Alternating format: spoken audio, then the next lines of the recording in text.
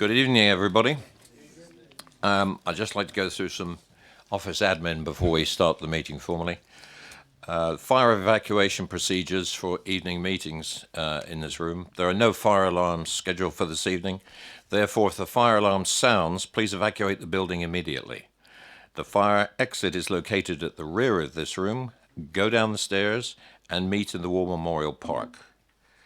Please note this meeting is being webcast, and it's online now, and it's live on the internet.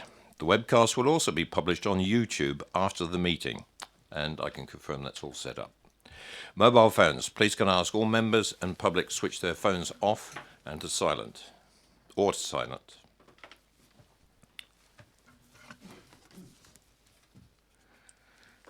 As I do that small thing. For the benefit of the members of the public attending, I would like to explain who everybody is around this table. My name is Councillor Paul Miller, and I'm the chairman of this committee. Down the sides of the table, to my left and right, are councillors who sit on this committee and will be making the decisions on the applications before us this evening. Immediately to my left and right are the officers who will be guiding councillors. In addition, I'd like to explain that the Development Control Committee is a regulatory committee and not a political meeting. The committee will be examining the evidence brought before us tonight and will make decisions based on planning reasons. We are guided by national and local planning policy and guidance. May I ask all speakers, including visiting members, to speak clearly and to return to their seats once their presentation is complete and following any questions. No further dialogue between members of the committee and speakers will be permitted once questioning has finished. May I ask all committee members to avoid repetition and to keep any comments on each planning item to a maximum of 4 minutes. I understand that planning can be emotive and ask that everybody remains polite and professional throughout the evening. Thank you. Now we'll start on the formal agenda. Apologies for absence and substitutions. I have one apologies for absence tonight is Councillor Anne Court. She's replaced by Councillor Frost, who currently is delayed due to a work commitment, but he is planning to join us later. Are there any other apologies for or absence, resignations? Any declarations of interest? Councillor Goodison. Thank you, Chairman.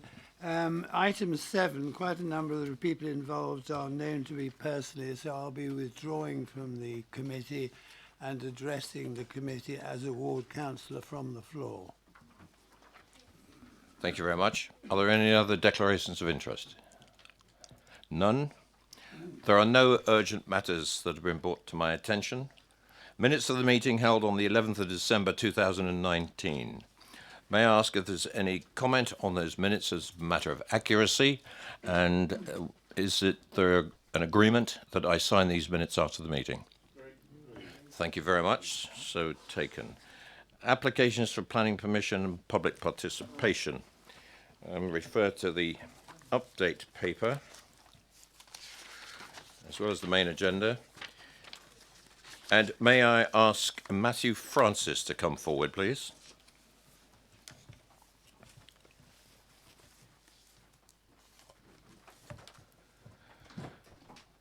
Good evening, Mr. Francis. If you'd like to sit tight there while the officers present the application. Yep. Officers. Thank you, Chairman. The first item before you this evening is at Phoenix Court, Alexandra Road, Basingstoke, and the application is proposing the erection of 4 one-bed dwellings with associated landscaping and parking following the demolition of existing buildings. Before I take members' attention to the update paper, I would just like to make a small verbal update and in drawing members' attention to condition 15 on page 62, which refers to details of a scheme for screening, and on the third line down it refers to the eastern elevation of the first floor terrace of unit 3. I'd like to insert northern and eastern to that, and as a consequence of that change I would wish to delete condition 23 on page 64.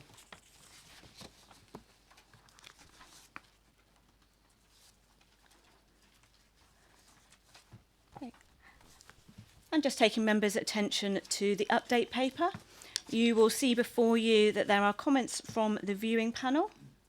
There's reference to additional information in the form of a flood risk assessment and also the receipt of the SIL form for the application, together with amended plans, and you'll see officers' comments in relation to that information. There's also a highlight from the officer with regards to parking and manoeuvring on site, drawing reference to previous applications and an appeal. And also reference to the Town and Country Planning Pre-Commencement Conditions regulations, in which we require the applicant's agreement to insert pre-commencement conditions on a decision, and that is just confirmation of that.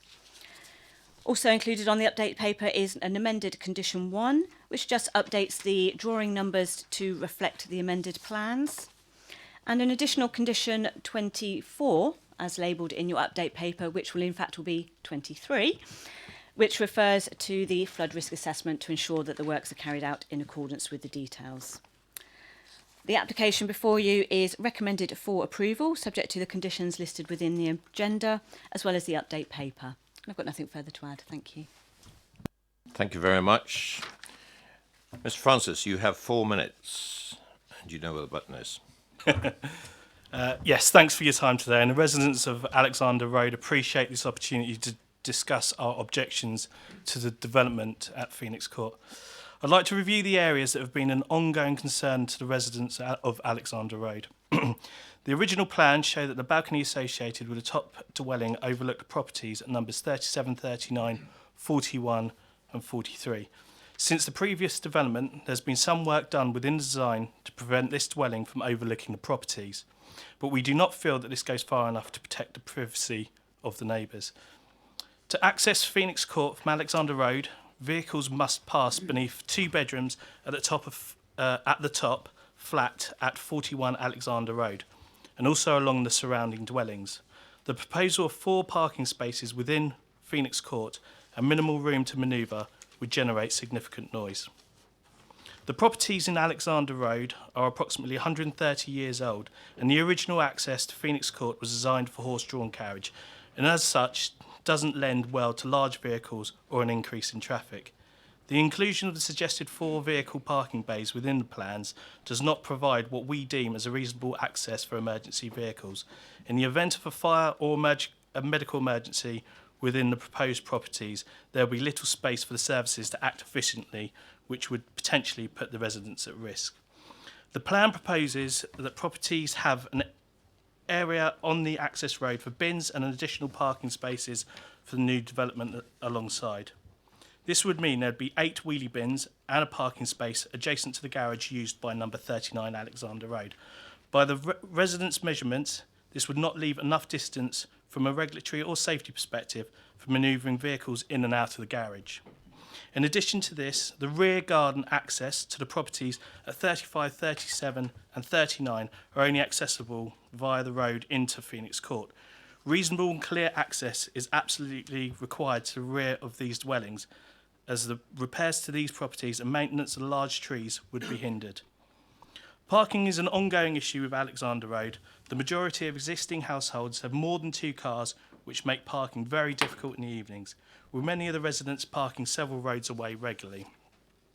The additional dwellings would add stress to the already pressured infrastructure around Alexander Road, from guests with car, and in the highly likely scenario that the 1-bedroom properties would have 2 cars each. There's also concerns that the parking bays within the plans that sit next to 43 do not provide reasonable space for cars to move and effectively will not be usable as prescribed. When leaving Phoenix Court and turning into Alexander Road, the view is generally quite restricted due to the cars parked on the road and the walls of the houses.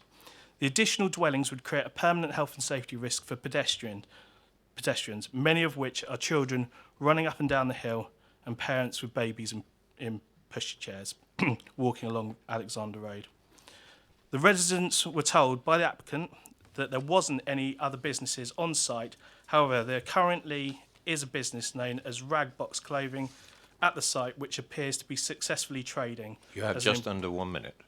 as an embroidery and personalised clothing company. This is the website. To summarise, the residents' concerns stem from issues with privacy, pollution, whether that be noise or otherwise, and health and safety issues that just do not currently exist. We deem that development at site, as set out in the plans, would cause a change in lifestyle for many of us living there. However, the residents do understand that the applicant wants to redevelop the land and are open to discussing this further if plans are submitted that are respectful in keeping with the location and the development is reduced significantly to mitigate any effects on the street. Thank you. Thank you very much and well timed. Members, any questions for Mr. Francis? Councillor McCormack. I'm not sure what it's like on bin day in Alexander Road, but I'm just looking at the arrangements for bins. Could I ask you to switch your microphone off, Mr. Francis? Okay, I'm not sure what it's like on bin day in Alexander Road, but just looking at the bin arrangements, can you see some problems there? Because I've got some concerns about that. Now could I ask you to put your microphone on? I do IT as well. You think I'd be better? Yes, certainly. So obviously the idea of that entire piece of road along Alexander is completely stacked with bins, which generally take up the parking spaces. But I think kind of more of an issue is the fact that those bins in that corner section that's been allocated, it's just kind of, just block that access going through and in and out of there anyway. So I think there's always going to be concerns on Alexander Road because it's so busy, and the bins are always going to be blocking. But it's just a problem really. So and that will just exacerbate the existing issues. You're going to have to switch your microphone off again. What you do is you mute out everybody else. I'm the one that doesn't get muted out. Councillor Bowen. Good evening.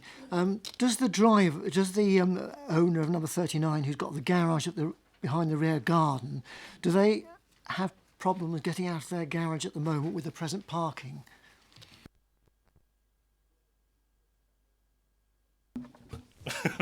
Sorry.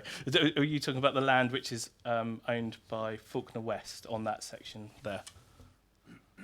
I mean, sorry, you're off. Yes.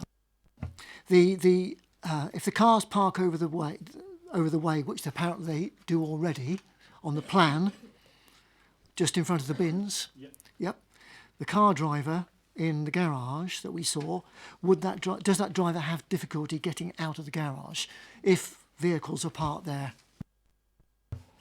Absolutely. So if there's cars parked along that bay there, then it's difficult. But there generally isn't vehicles at present parked in there, those bays. That's obviously part of the planning.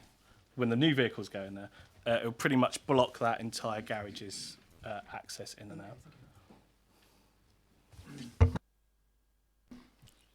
No more questions? Thank you very much, Mr. Francis. Thank you. Mr. Partridge, please.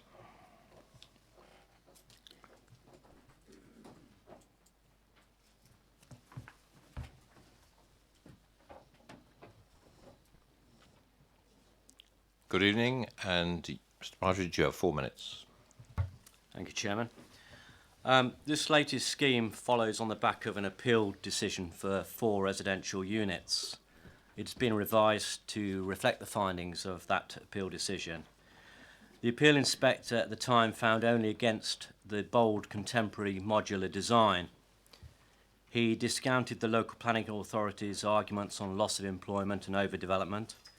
He also discounted harm to the living conditions of surrounding residents. He found there would be no issue with loss of light, privacy or disturbance to the neighbouring houses, nor was there any issue with parking or traffic. He also acknowledged that the layout and design of the buildings would be such as to provide an acceptable degree of spaciousness, given the complexity and constraints of the site. This background is important because the only significant change relates to the design, as this was the issue the inspector found against. In all other respects, the scheme is very much the same. The approach now adopted, as you can see, is of a traditional design using brick, render and slate with pitched roofs. There's corbelling, detailed design, there is sash windows, and like the original proposal, the two-storey element is set away from the neighbouring properties into the site. It also relieves some of the built form on the corners, which doesn't presently exist, where you've got buildings right up to the corners at present. Sunlight and daylight study has been provided, which demonstrates to be no adverse loss of daylight or sunlight. And when considered with the separation distances, the proposal would not be harmful to the neighbouring amenities. There are two further points to bear in mind. The first is that there's a 5-year housing land supply shortfall, which adds significant weight to the case. As the officer advises, the presumption in favour in development, and that should be applied. The second point is that there's no controls on the existing B1 use. There are no conditions controlling hours of use or preventing subdivision or intensification, or indeed there's no control over the parking arrangements or the commercial bin storage. And I consider the scheme going forward would provide a better environment than an unrestricted commercial use in this location. The scheme has been carefully designed to have regard to the earlier appeal decision, and I think it's acceptable. Thank you. Thank you very much. Questions to the applicant?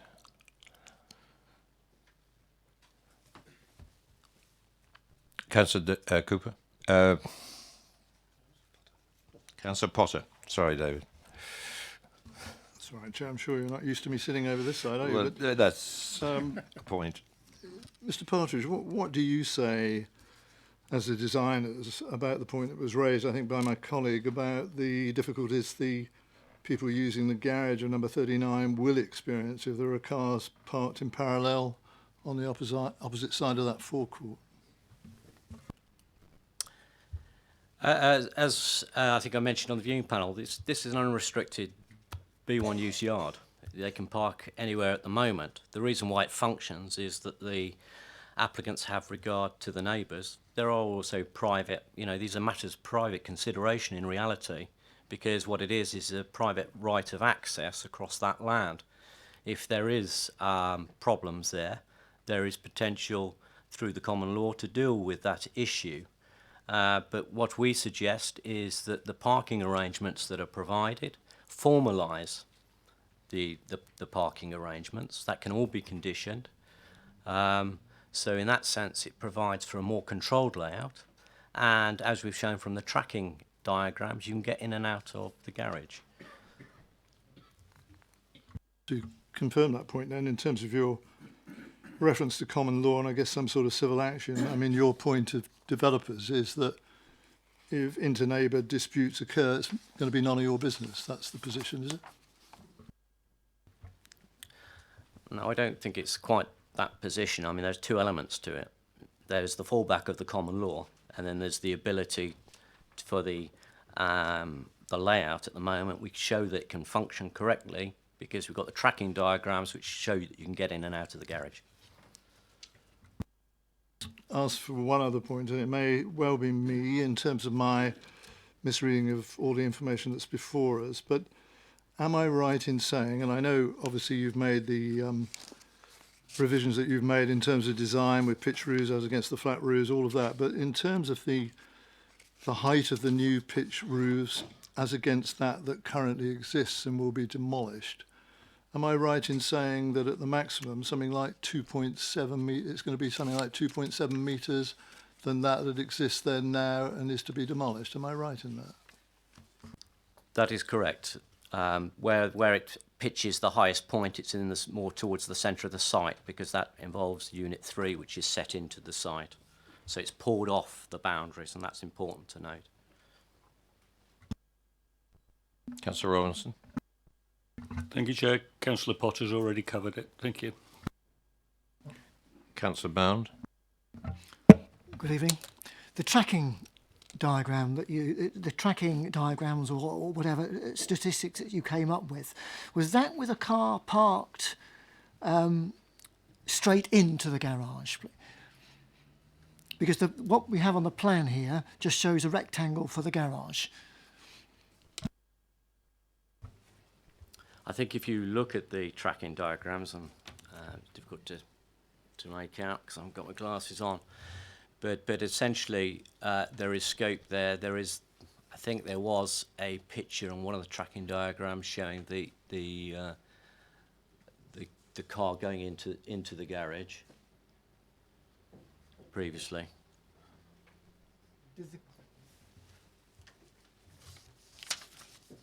Let me have a look through my. So,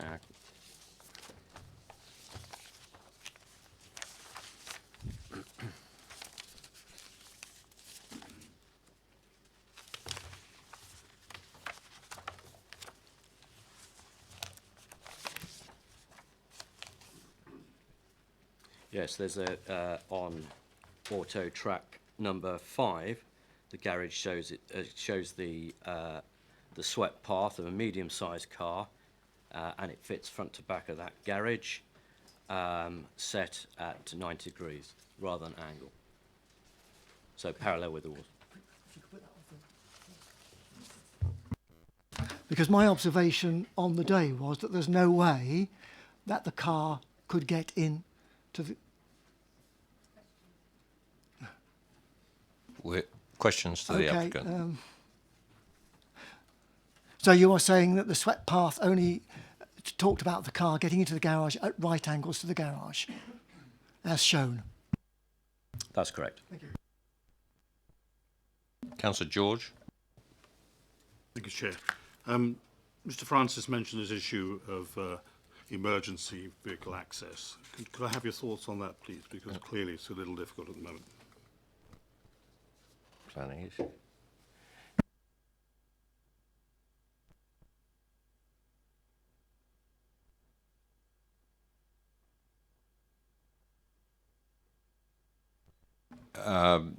Do you have an answer for that at all, Mr. Francis? I think it would be a matter for building control to ensure that there is adequate provision. I mean, it's not something that will be glossed over. Any design process has to take into account that. Okay. Councillor McCormick? Thank you, Chair. Good evening. I'm very pleased to see you got electric car charging point there, but I'm a bit unsure as to the practicality of location of it, because you've got 3 designated parking bays, and it would appear that to use any of those parking bays in conjunction with the charge point, you'd have cables going across the courtyard. So it doesn't seem very practical to me.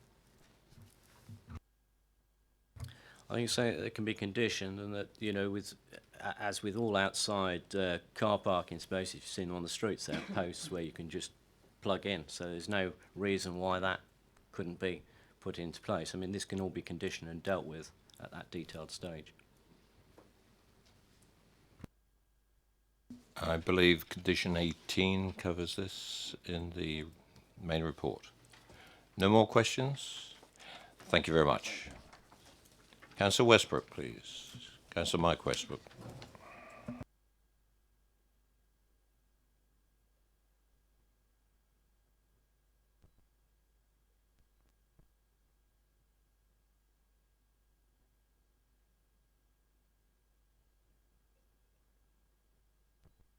Evening, Councillor, and a bit of leeway. Off you go. Thank you, Chairman. Before I start, I'd like to take the opportunity to pay tribute to one of our residents, Paul Millington, who sadly passed away just over a year ago. Paul had been nominated as spokesperson for this application by local residents.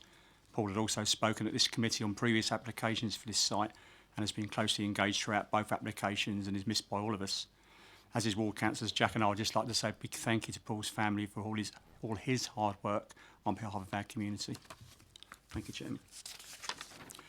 Chairman, over 100 residents living near this site have objected to this application. Our residents aren't against development, providing it's appropriate and not shoehorned into the site, described by the appeal inspector as a small backland site. In April 2018, having met with residents, we suggested a sit down with the applicant to try to find a proposal everyone could be happy with. Following a meeting, little changed. The NPPF tells us quite clearly that applications that can demonstrate early, proactive and effective engagement with the community should be looked on more favourably than those that cannot. This one clearly didn't. To not have proactively engaged or consulted with this close-knit community on a restricted site in the hub of the conservation area following previous refusals was a failure by the applicant, in my opinion. I do have concerns with this application. The report points out that the built form within the site will alter as a result of the new development, leading to a taller and more bulky building, increasing in height by 2.7 metres above that currently existing. This is much higher than the previous application that was refused.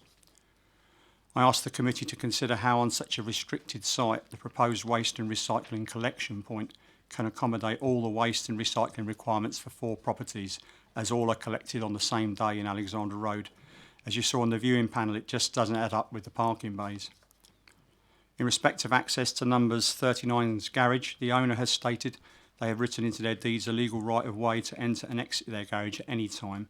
This has been in place for over 20 years. The garage, contrary to reports, does house a car and is in daily use, and we saw that on the viewing panel. Highway's original comments for this application were from Basingstoke and Dean under the old agency agreement, and it was recommended for refusal. Subsequent responses from Hampshire, when they took it back in-house, had no objection, but only if the parking provision was in accordance with our new adopted parking standards, which it isn't, and only if number 39's garage is used as a store, which it isn't. With a car in the garage, county say, and it's on the emails, it will require a 6-metre turning circle where only 4.5 metres is available. It just doesn't work. The parking provision for the 4 units includes 2 tandem parking bays, yet our parking SPD clearly states that tandem parking will only be acceptable for individual properties, not those with parking intended for use of more than one dwelling. Additional spaces will not contribute to the overall standard. Also, if parking bays are beside a wall or a fence, they are required to be 3 metres wide to allow for the opening of vehicle doors, yet these bays are only 2.7 metres wide, with no opportunity to increase them. The applicant's swept path diagrams look complex and difficult for the tandem parking bays, leaving residents with little option but to reverse out over the public footpath and into the flow of the one-way system. You have 1 minute. Thank you. The proposed turning circles are so tight, the applicant has cut the corner off of plot 1 to make it work. The agent admitted at the site viewing on Friday that this is a very tight site. These important issues seriously impact on highway safety and fail to conform to our parking standards. Can I also remind members that similar applications have been refused by this committee for unacceptable outdoor amenity space. All these gardens are well below acceptable depths and sizes, with little or no sun, and the 2nd-storey unit, plot 4, is on stilts and overhangs the already small and shaded garden of plot 3. To summarise, Chairman, the height and the bulk of the development in conjunction with the privacy aspect and overlooking are of major concern. The proposed amenity space for our residents is totally inadequate and parking does not meet our SPD. I ask members to consider these important planning issues and refuse the application. Thank you, Councillor. Members, questions to the ward member? Are none. Thank you very... I beg your pardon, Councillor Potter.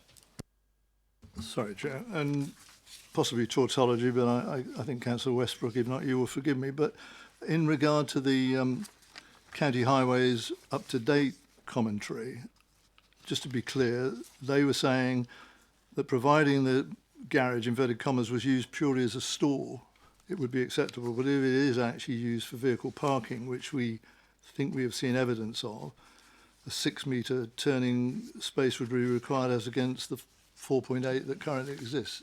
That's right, is it? Absolutely correct. Yeah. The only thing I would say is not. I don't even think it's.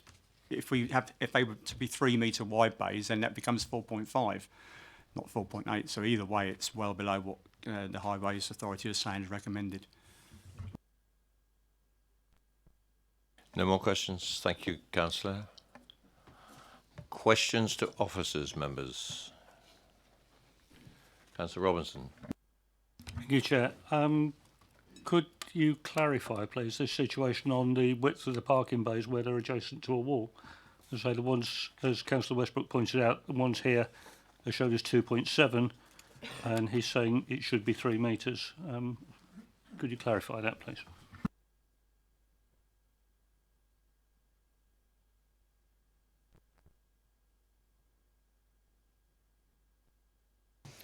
Should it assist members, I'll come straight from the parking SPD that we have before us. And it states that a parking space size should be 2.7 metres wide by 5.2 metres in length. Continues to say car parking spaces confined by walls, fences or landscaping should be 3 metres wide. Where the driveway or hard standing also serves as a primary pedestrian access path to the property, 0.9 metres, a clear space will also be required. It said no part of the vehicle must overhang the footway stroke carriageway. That's just reading the paragraph in full. Yes, Councillor. In that case, I would be right in thinking that the distance shown from the garage of number 39 to the parking bay should actually be 4.5 metres, not 4.8 metres.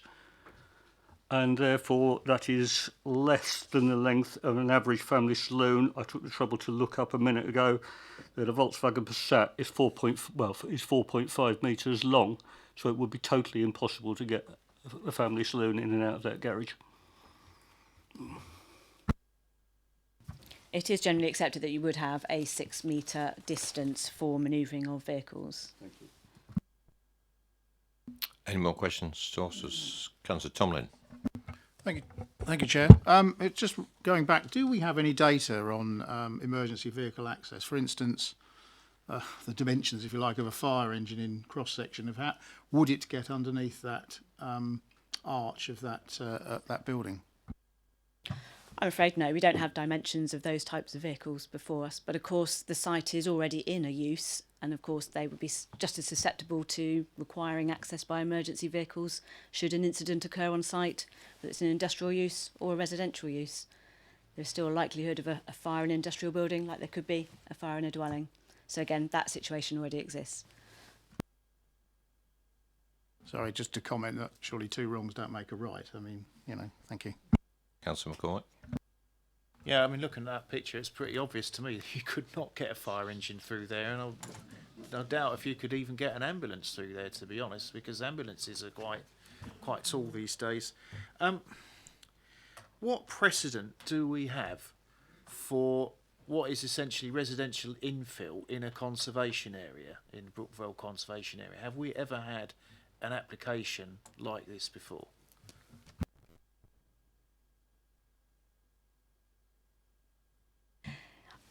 Unfortunately, we don't have that kind of information before us, but in any event, we would be considering each application that is before us on its own merits. So with regardless of whether or not there are other applications or other sites we could draw upon, which we don't have that information before us, we are looking at this development that is before us this evening on this site in this location. I'll take that as a no then. No more questions? Debate? Oh, Councillor George, please put your hand up, Councillor, because I can't see you over there. Thank you. I was just taking up this issue of these waste bins. Again, do we have? Admittedly, there'll be waste stores within the house, but it's clear that this is going to be a collection point for those waste bins for the, the collection men to walk through, I guess, and pick them up. Those things are usually close to the roads and what have you, or on unadopted parts of buildings. Do we have any standards or anything that applies to that in terms of numbers of bins or the sizes of those collection areas? We do have guidance within our design and sustainability SPD, but I would also draw your attention to condition 4 on the recommendation, which actually is requiring those further details to be submitted for approval prior to the occupation of the units in any event. So that would address storage of the units, storage of the waste within the site and within the curtilage of the properties. The collection area that you have there, again, this condition would be looking to address that.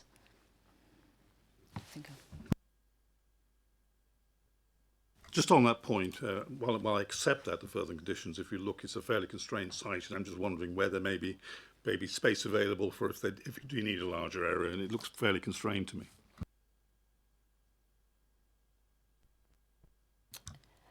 It is a constrained site. We've accepted that. Of course, we do have space given over for the collection of the bins. We don't have any further comments from our waste team within the application. Obviously, they've not provided comments to the scheme. We don't have any objections, therefore, or any other further information that I can provide to you, unfortunately, at this point in time. Debate. Councillor Bound. I'll start off, Chair. And the point I was trying to make was, on our site visit, the garage doors were open and the car was placed in the garage behind number 39.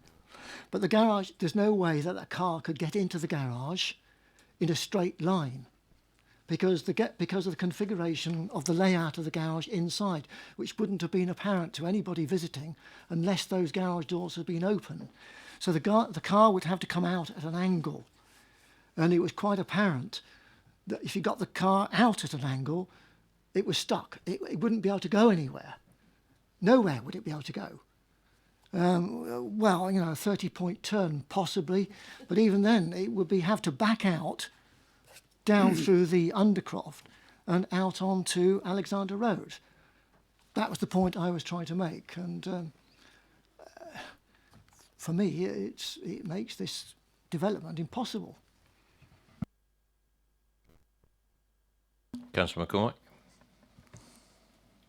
Yeah, I've got a number of concerns about this site, and I'm not sure what we can do about it. There's existing industrial development on that site, but industrial development and residential development are not the same. I'm very concerned about emergency vehicle access.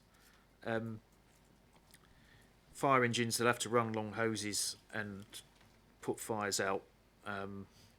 You know, I can't see how you could get a fire engine down there. Ambulances, you might have somebody having a long walk to get to an ambulance. The bin stores, a small diagonal triangular enclosure that's about half the area of a car, where you're going to have 8 bins and 4 glass racks. I can't see that working. And on bin day, you're going to have bins strewn up and down the access there. That's going to cause all sorts of problems for people when they do try and get their cars in and out.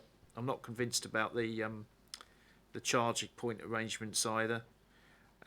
It's just all quite a cramped, constrained site, and whereas when we have new build, quite often you get sort of mused flats type arrangements, backfill type arrangements.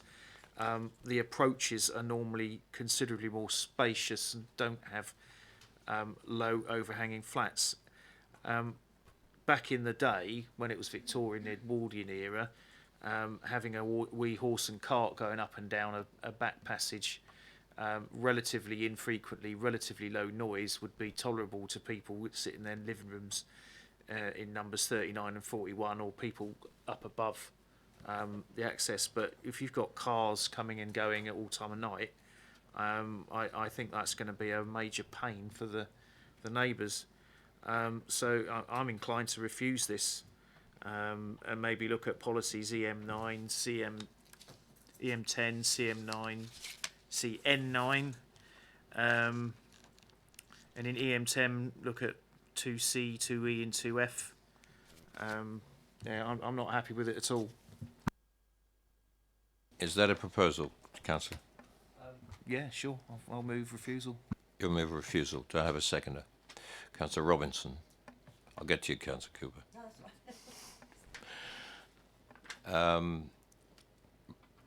We better have some reasons before we go to the vote. You've quoted several policies. I'm going to defer to officers in a minute, and then I'll call the vote, so we have a good understanding of what we're voting for.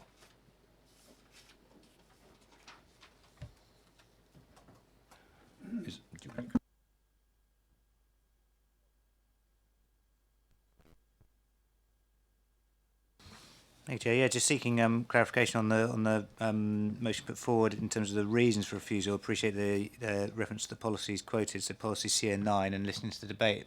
I assume that's in relation to the access to the garage and the parking arrangements that result from that. Also in the debate was in relation to the waste and recycling collection. So it's the sort of overdevelopment of the site in those two aspects is what I'd have picked up from policy CN9. In that sense, the parking SPD would obviously be relevant to that, which has come in subsequently after the appeal decision. So that would be relevant to that. Chair, I'll just seek for clarification in relation to policy EM10 as to what the suggested reason for refusal relates to. Do you want to do that, Councillor McCormick? I think Councillor Robinson might contribute to that one. Okay, Councillor Robinson. Thank you. EM10 1A should function well in practical terms. Well, if the neighbour can't get their car in and out of a garage, it quite clearly doesn't. 2A, relevant SPDs for parking and for garden sizes. 2C, of regard to density. And E, parking provision. And F, external waste and recycling storage.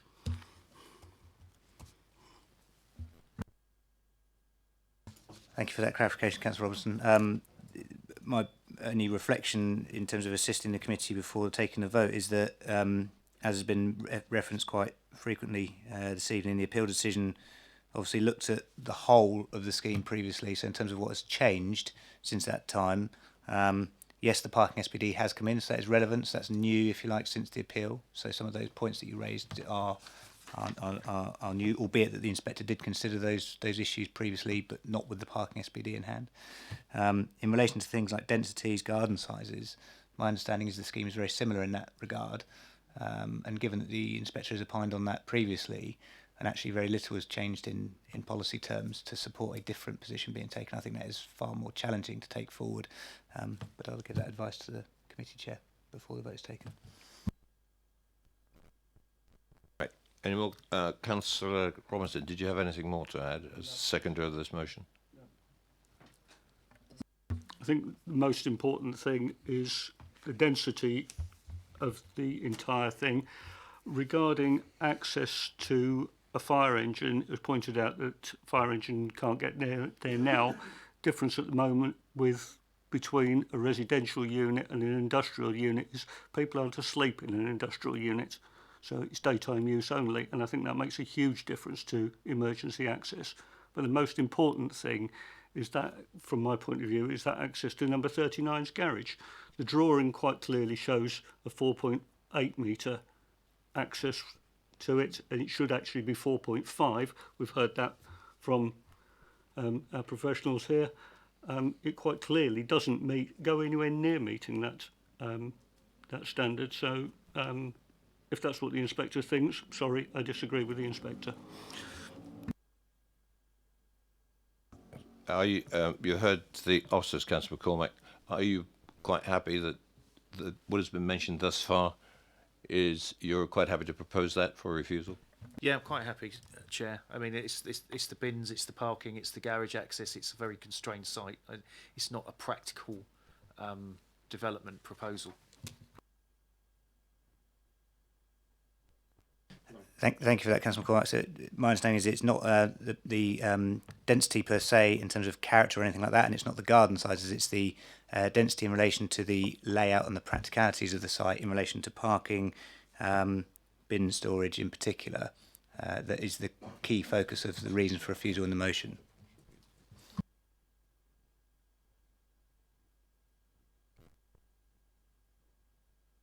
I acknowledge Councillor Potter and Councillor George. There's no real additional information required by the officers.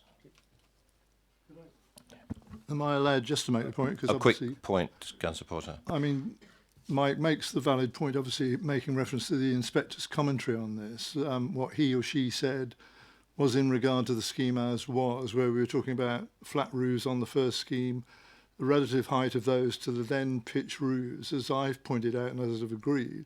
We're now talking about something which is 2.7 metres higher than the existing. Therefore, the bulk and density aspect of it, I think, changes really, and the inspector's commentary is superseded, I think, by that we can now make about this new application.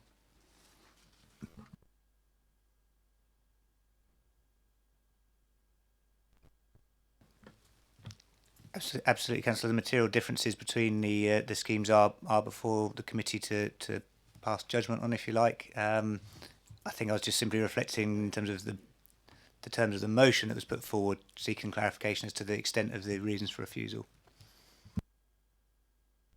Councillor McCormack, do you have any comment on that? You're the proposer of the motion.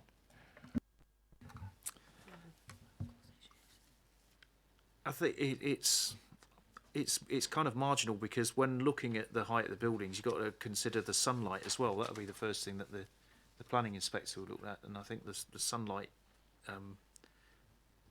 goes against things because it's sited to the north and east of the two nearest houses in Highfield Chase. I think the point we're trying to get to is, do we include design, bulk, as well as the other commentary we've had on the other policies? I don't see why not. More reasons the better, really. Well, you've heard Mike Townsend's observations on that.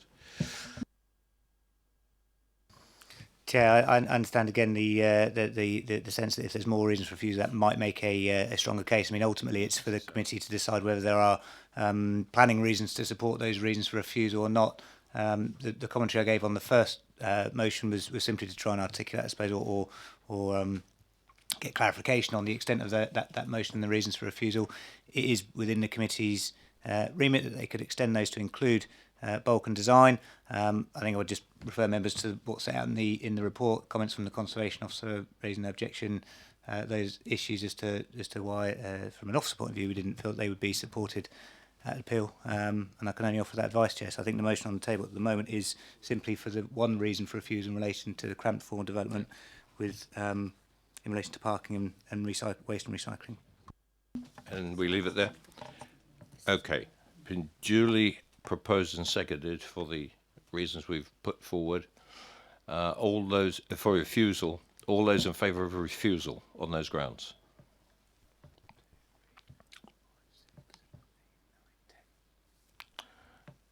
That's carried. Thank you. Officers? It's just to confirm that that item has been refused. Thank you.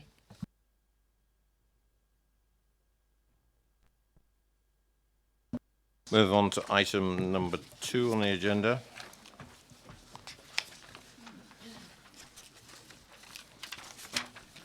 If I could ask Mr. Jones to come forward, please. Sorry, I beg your pardon. Sorry, not Mr. Jones.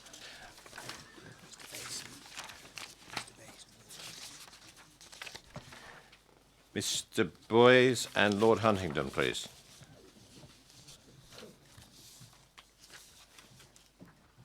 Thank you. I just flipped the page.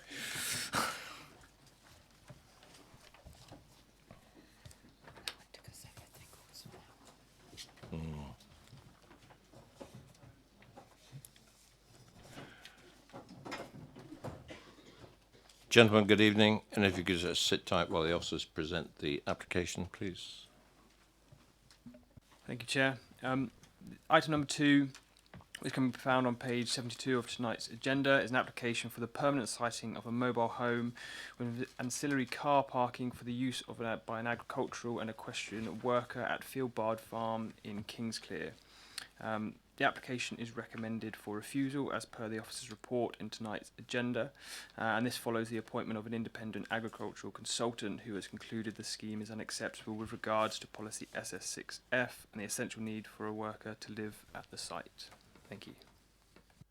Thank you, gentlemen. You have 4 minutes between you, and it's the silver button at the base of the stand there. Thank you, Mr. Chairman. By way of brief introduction, I'm Andrew Bays, a founder partner of Rural Consultants BCM in Sutton, Scotney, and have advised clients on land management issues in central southern England for the last 27 years.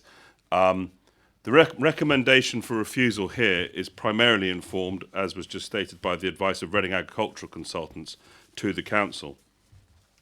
To my knowledge and from the website, it would appear that there were no other objections to this application. The application needs to be assessed under the National Planning Policy Framework, paragraph 79, and not policy SS6 of the local plan as confirmed in your report. The majority of the assessment carried out by your consultants was mainly based around policy SS6. Paragraph 79 states that a dwelling such as this should be allowed provided there is a need for an essential worker to live permanently at or near their place of work in the countryside. In terms of the essential need for someone to live on this site, the livestock enterprises here require a farm worker on site at all times to provide essential care and surveillance, preventing unnecessary distress and suffering to the animals on site, particularly at times of high care requirement, such as lambing, calving and farrowing. This is a widely accepted requirement, and it would be irresponsible to attempt to carry on the activities there without having somebody on site, as that would lead to distress and suffering to the animals concerned and result in financial losses to the business. The stewardship grant income that Lord Huntingdon receives is contingent upon these breeding livestock grazing the land, and the whole arrangement is designed to allow current and future farming, is designed to follow current and future farming policy, and the stewardship and livestock cannot be viewed in isolation. In terms of provision of alternative accommodation, the Council's consultants have repeatedly suggested that number 20 Winchester Road could be made available for the purpose of housing the farm worker required here. This is not the case, as this house is the subject of a long-term lease arrangement to King's Clear Stables. I now hand over to the applicant, Lord Huntingdon. Good evening. We are mindful of our location in an area of outstanding natural beauty and have always appreciated conservation and environmental initiatives. Since 1970, we've planted more than 20 acres of native hardwood trees. Motivated by the Hampshire and Isle of Wight Wildlife Trusts, we've cleared and grazed the downland at Coombe Hole with rare breed red poll cattle, which has produced a marked increase in species and numbers of butterflies. Natural England took up the baton in 2017, and we have also joined the Pastures for Life organisation. Under Natural England guidance, we have developed pollen and nectar strips, ditch and field margins, wild bird strips, and a stone curlew and lapwing plot. We have planted about 2 miles of hedgerow to complement the existing hedgerows. The 2-acre World War II artillery site was sterile and is now a thriving wildlife pollen and nectar plot.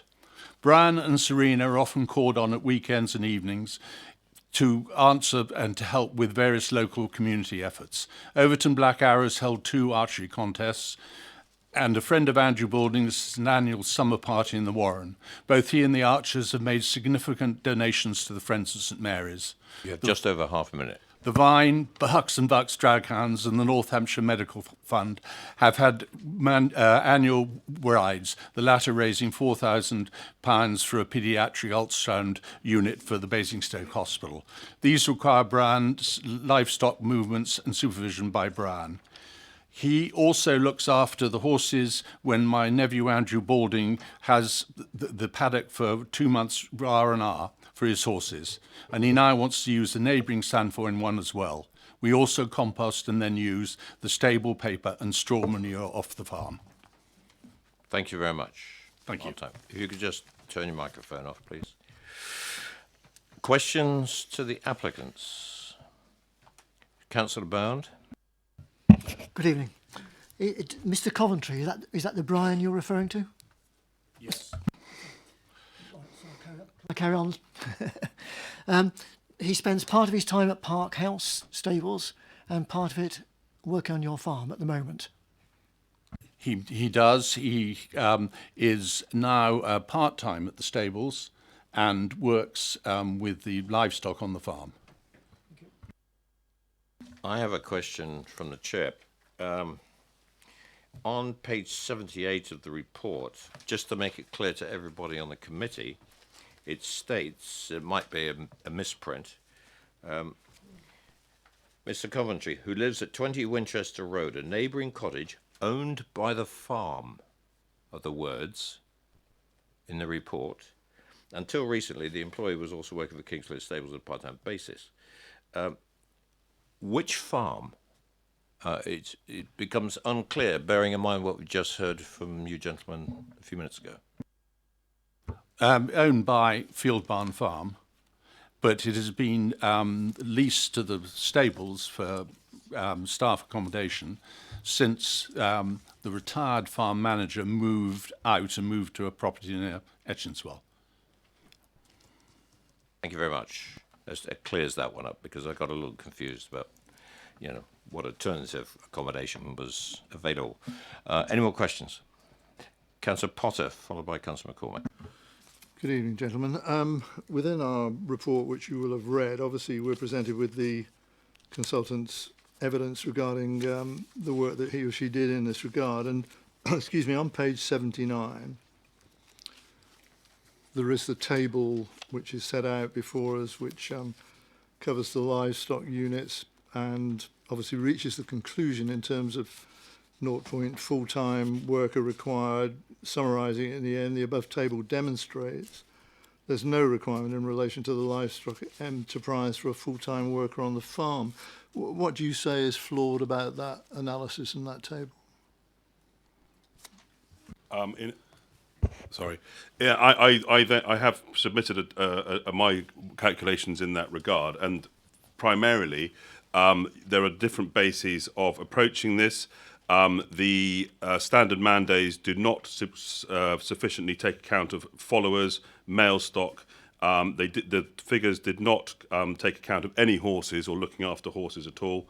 And on that basis, on the similar calculation, we have come up with a standard man requirement of 1.18 men.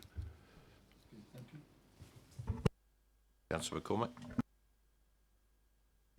I was just curious as to this is going to be a permanent caravan provision for a worker. What's water, drainage and electricity provision is coming with the application?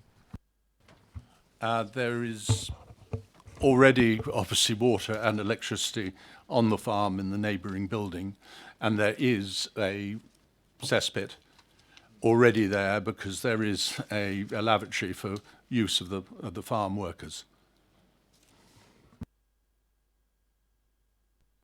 Any more questions, members? Gentlemen, thank you very much. Councillor Radigan.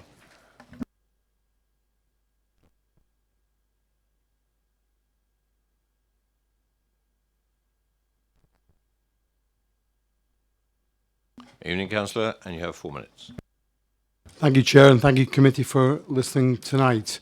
I believe that there is a demonstrated need for a full-time worker at the site, mainly because of the articulation that Lord London and his agent have made. But there is a social benefit to having people in certain areas, and although this is stretches into the AONB or the join of the AONB to Kingsclere, people use that as a walkway. We know from the last week's floods that a lot of the hedgerows were flattened last week.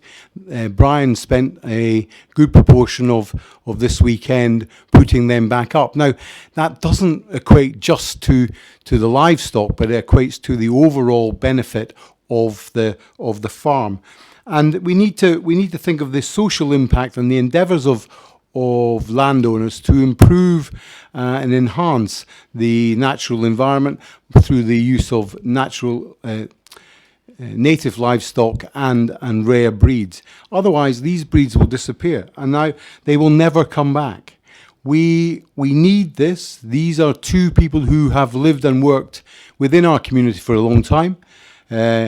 Mr. Coventry's wife, she works at Headley Village Shop, so there's a sense of localness and a sense of togetherness within this thing. And even today, I had a meeting with the Borough Commander on rural crime. The incidences of pellets being fired from catapults in the rural areas is huge. Now, fortunately, they look like they're getting a handle on that, but we all know that a light in any building is a deterrent to crime. And that, all I'm saying to you is that you can have an opportunity here to provide lots of social benefits as well as benefits to the good husbandry of the livestock. And in mind of that, although you are asked tonight to have a permanent solution to this, can I suggest, as I did to officers last week, that maybe there is an opportunity to have a temporary permission for a period of 3 years, while the evidence continues to build on the permanency of an agricultural individual at that farm. So I would suggest to you that there is an opportunity to give a 3-year temporary siting, and that should allow time to pass to evidence a greater need for the individual. Thank you. Thank you, Councillor. And questions to the ward member? Nope. Thank you very much. Questions to officers? Councillor Bound. Thank you, Chair. I mean, there seems to be quite a variance between the Reading Agricultural consultants and the applicant's consultant. 0.4 to 1.8 seems to me to be a huge variance. Could the officers comment, please?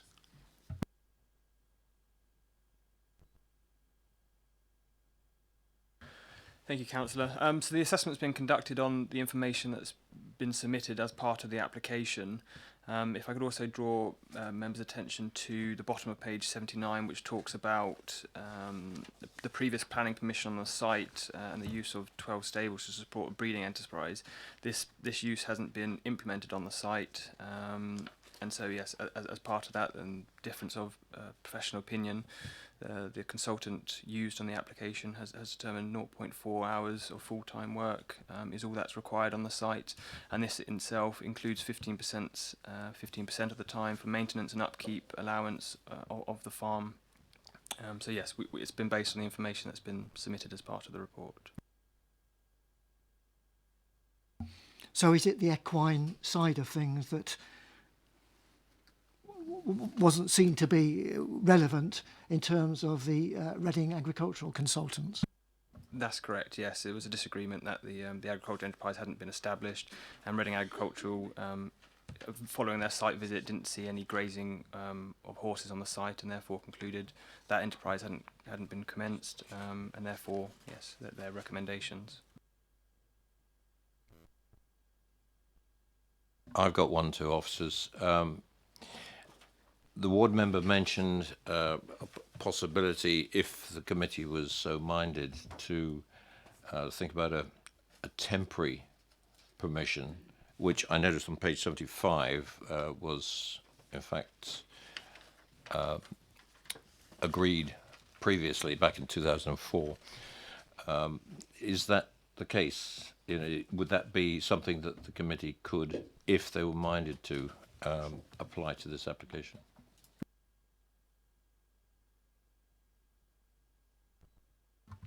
Thank you, Chair. In short, yes. Those sorts of temporary permissions can be applied, and you'll see from the planning history that there was a previous example of where such an approach was taken. I think what the committee would need to satisfy themselves is that there is adequate starting position, if you like, in terms of what is there and potentially developing as an enterprise, as to whether that requires further time to establish and to be tested in terms of the need for a full-time worker on site for the sort of duration, so the 24-hour period, as opposed to it would be useful to have, which I suppose is the distinction you try and draw in these instances. So ultimately, yes, that is something that is open to the committee, but for the reasons set out in the report, we didn't find that was the approach in the recommendation. Perfectly understand. Thank you very much for that clarification. Councillor George. Thank you. I think questions to officers. It is indeed. Looking at the range of results, and I understand the position there. I note, we've got 0.4 to say 1.8, and we think you understand the reasons for that.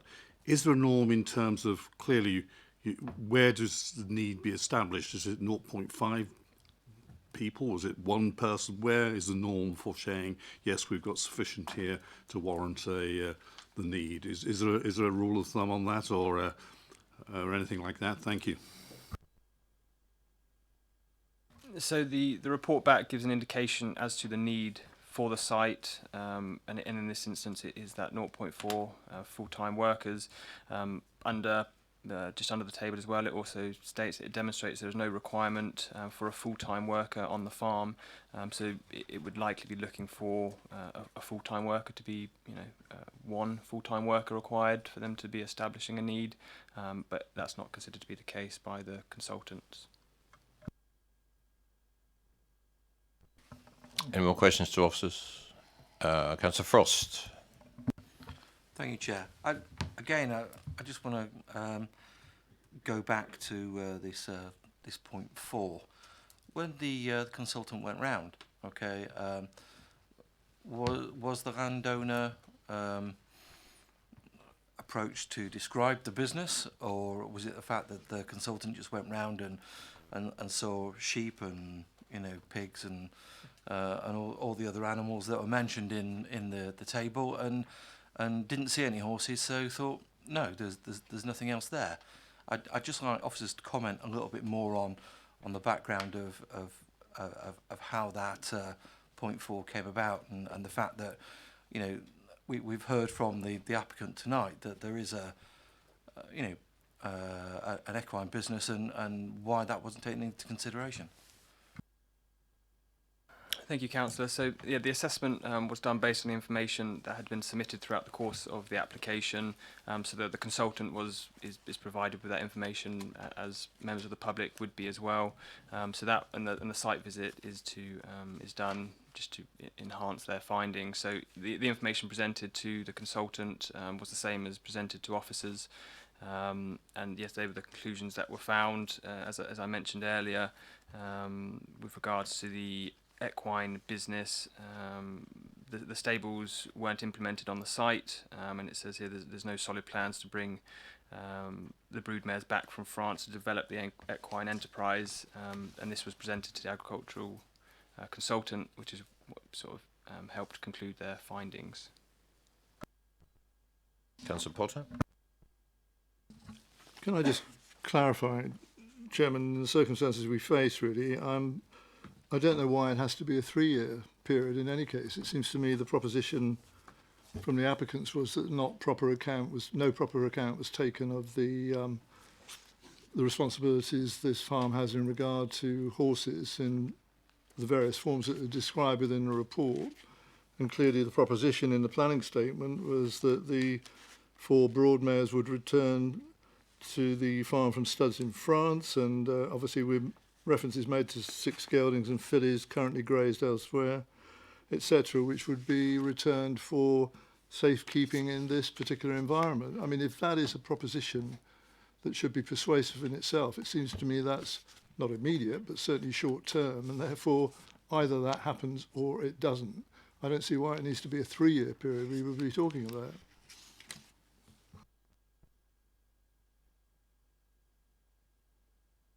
Not sure it's a question, but does it? I think I can answer that. No, it was an option that I investigated with officers. That was all. Oh, Mike, please.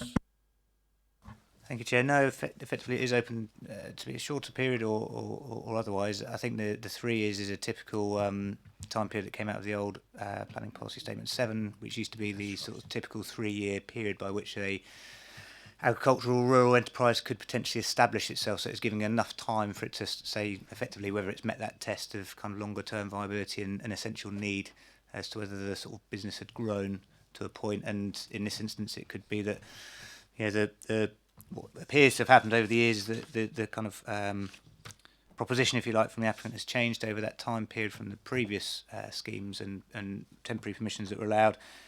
And there's obviously some variance in terms of how material the equine requirements are. So a 3-year period would allow essentially for both elements. So how the equine part develops or continues, as well as if there's any further developments in terms of the livestock, etc., which is the part that was most readily referenced in the overall need for workers on the site. I mean, if I heard the evidence correctly, it really was that the consultant didn't take into proper account what the situation was in regard to the equine provision, and really the broad proposition that you didn't really see what you might have seen on another day, and also there are immediate changes that could occur, and that's in the planning statement. Now, that isn't somewhere down the line, that's fairly immediate, and if that is going to be changed in that way, then I'd suggest something like a 12-month period would be appropriate, really.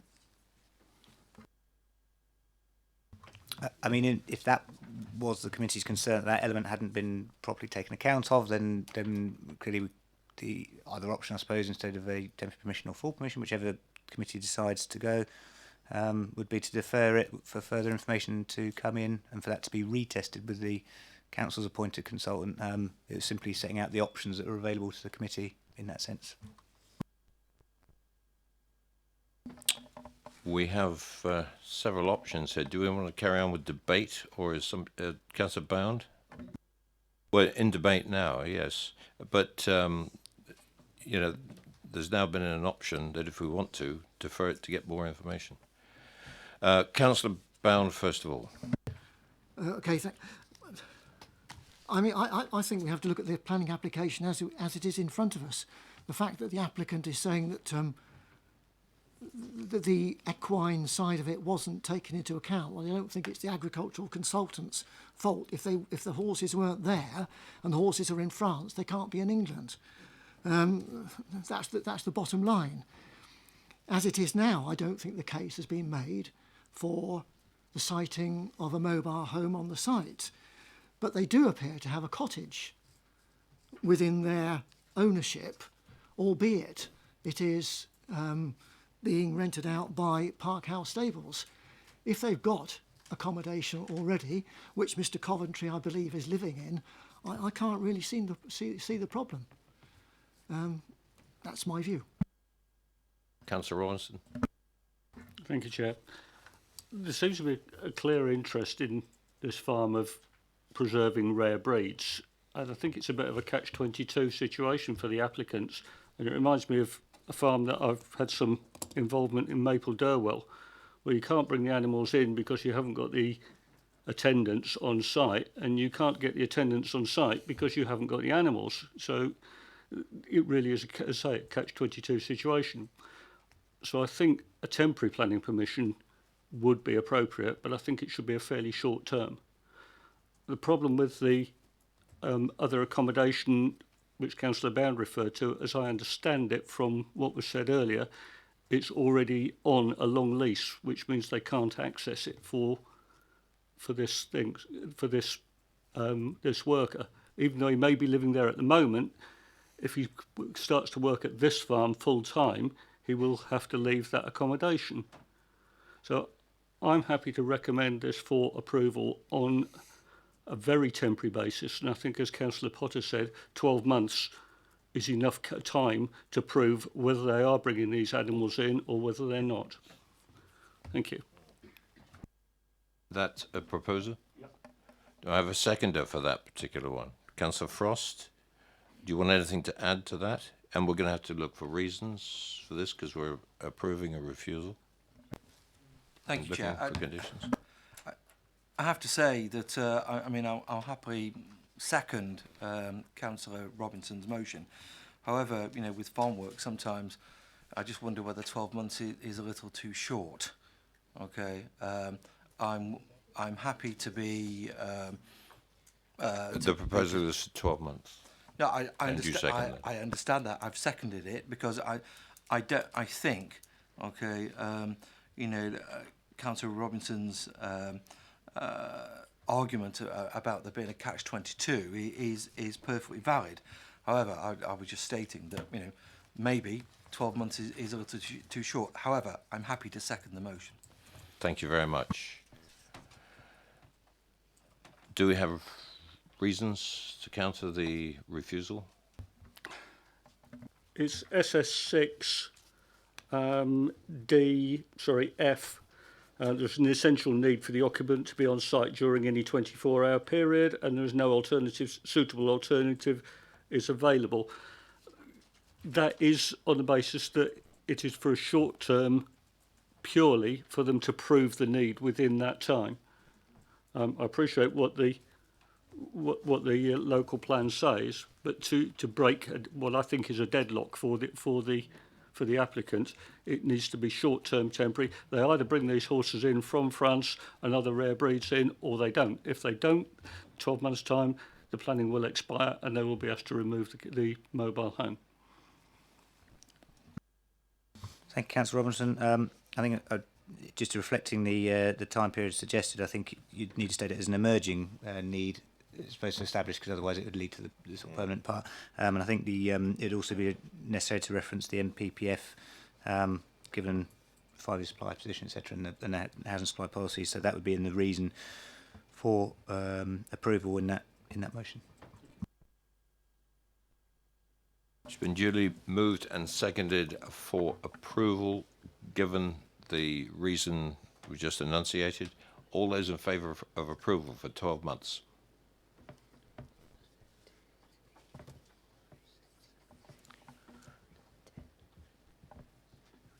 That's carried. Anyone against? No abstentions. Other conditions? Thank you, Chairman. Just to run through the recommended conditions. Condition number 1 is a plans condition. Condition 2 will be that the building hereby permitted shall be removed and land restored to its former condition on or before the 21st of January 2021, to give that 12-month time frame. Material conditions, condition with regards to vehicle parking, cycle storage, bin storage, a technical report with regards to water efficiency for the site, that the occupation of the dwelling is restricted to agricultural or equestrian workers. Another condition with that, if the agricultural and equestrian dwelling ceases to be used for agriculture, then it shall be removed.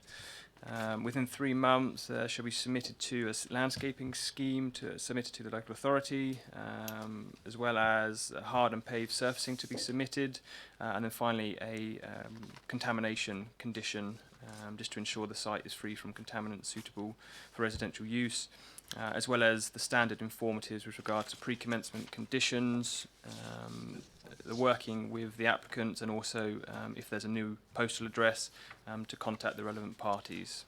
Thank you, Chair. Thank you very much. Moving on to item number 3 on the agenda, and could I ask Mr. Cottrell or Mr. Lassiter to come forward, please? It's just you. You've lost him again.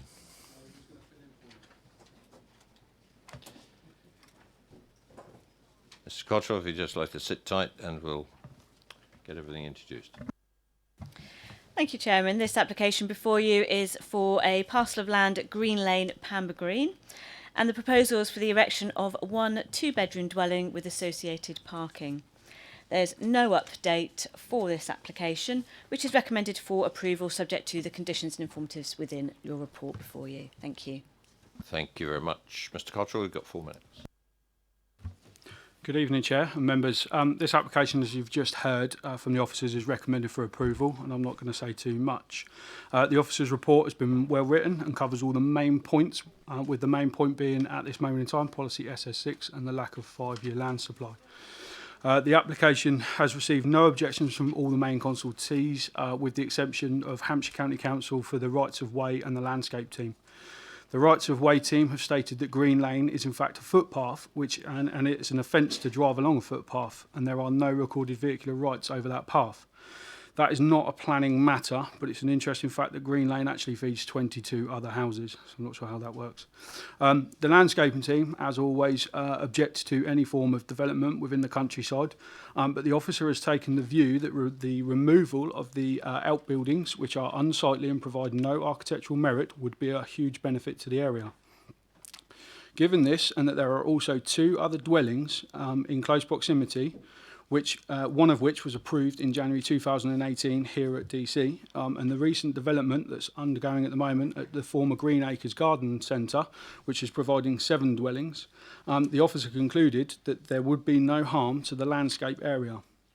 There have been a number of public objections, which, when you go through them, they all raise in kind of the same points, and they're all based on incorrect information. That being that it's in the countryside and it's contrary to policy SS6, which we all know at this moment in time it's not.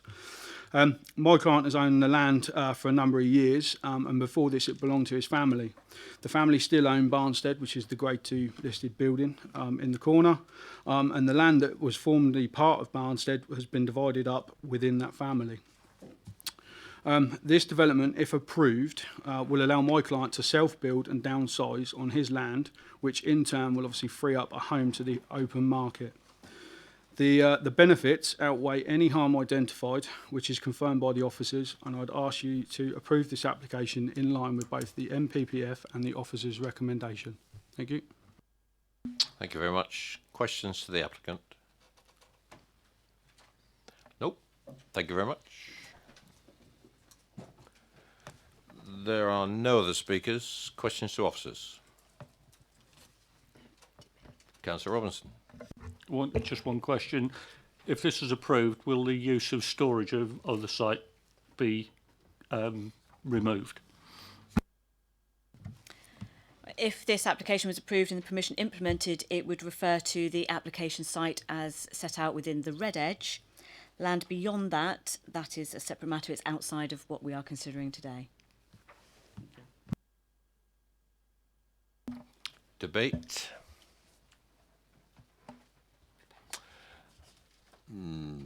No debate. I will move this from the chair. For approval, officer's recommendation. Seconded, Councillor Potter. Moved and seconded for approval. All those in favour? A bit of vote this time.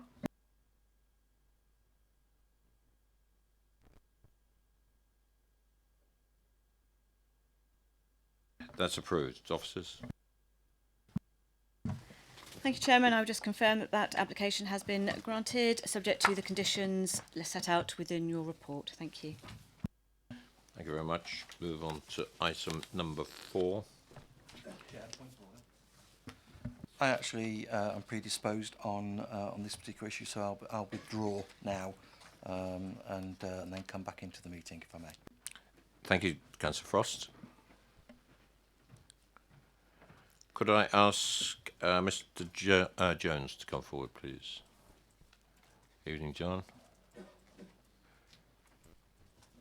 If you'd just like to grab a seat, and officers, if you could introduce it. Thank you, Chair. Item number 4 can be found on page 123 of tonight's agenda, and it is for the erection of a first floor to the garage, which includes raising of the roof and the construction of dormer windows to create a workshop at Hill House, Down Street in Dummer.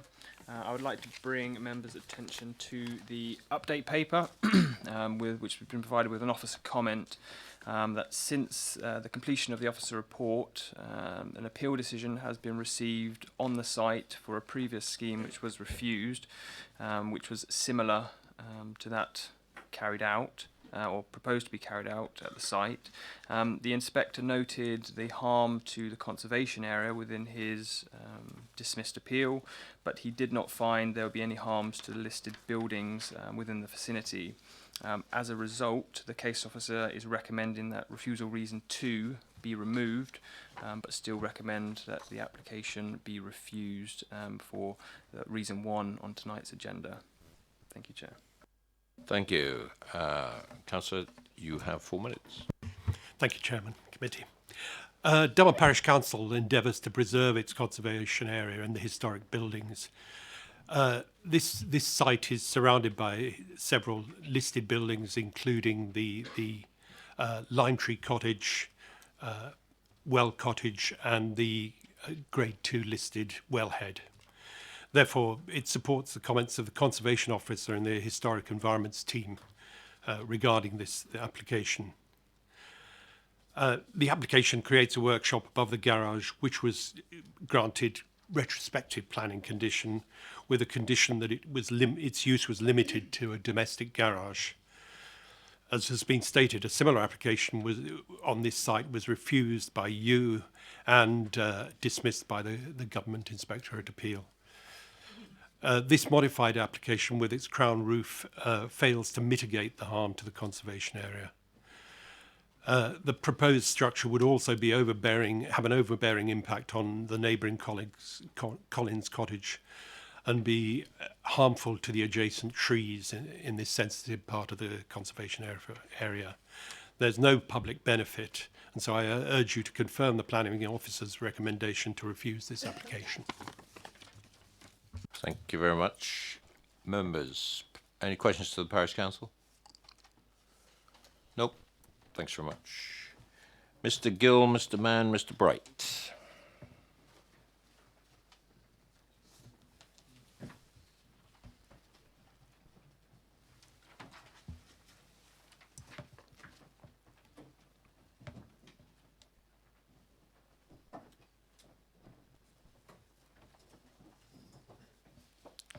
Gentlemen, good evening. You have 4 minutes to speak to the committee between you. So I'll leave you to, I'll remind you with the minute to go. Microphone switch is in the middle of the stand there.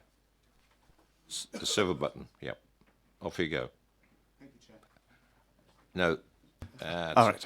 Yeah. Thank you, Chair. I'm a senior planner at Bell Cornwell Planning Consultants, and I'm speaking on behalf of the residents of Collins Cottage, the neighbouring property to the north, to object to the proposed development.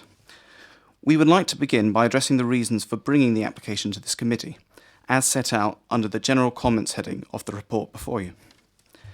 Under point 1, we agree that the current flat roof garage is an eyesore within the village. One of the main reasons for this is its particularly prominent siting in an elevated position above Down Street and at the front of Hill House. The proposed development will be taller than the existing garage, and therefore it will become more prominent. This would be compounded by the poor design. Under point 2, it is stated that the effect of any overlooking of Collins Cottage as a result of the development will be minimal, and that the eaves will be set about 0.4 metres below the top of the existing parapet wall. We disagree with the overlooking point. Highlighting that the eaves will be set lower than the existing parapet wall detracts focus from the fact that the ridge of the main roof will be about 5.8 metres above ground level. Therefore, the proposal will result in a development, when measured from the roof ridge, that is almost twice the height of the existing building. This increase in height will be exacerbated for the neighbours in Collins Cottage, which is approximately 3 metres away from the northern corner of the proposal and approximately 4 metres lower than the ground level of the garage. Therefore, the proposal will result in a development that is almost 10 metres higher than the ground level at Collins Cottage. Under point 3, it is stated that the proposed pitch roof is in keeping with the situation in the conservation area and echoes the roof design at Hill House, and that the roof slopes away from Collins Cottage. The proximity of Collins Cottage means that any proposal will be extremely prominent in relation to the neighbouring property. Therefore, it is paramount that any proposal is carefully designed in accordance with the sensitive location. Whilst the pitch roof may be in keeping with the character of Hill House, the crown roof dormers and angle sloping roof to the rear will create a very cluttered and asymmetric appearance that will make the development visually unattractive. In relation to point 4, we would like to highlight that considerable pruning of the TPO trees on the boundary with Collins Cottage will further impact the street scene, and that this will exacerbate the impact of the proposal that would only provide partial screening. In relation to the impact on neighbouring amenities, the report highlights the proximity of the proposal to Collins Cottage, stating it's significantly lower, and that there won't be any significant adverse overbearing impacts. However, we consider that there will be considerable detrimental impact. That any justification 1 minute is at best a borderline one. Therefore, we suggest that this be included in the reason for refusal for Collins Cottage. Thank you. Good evening.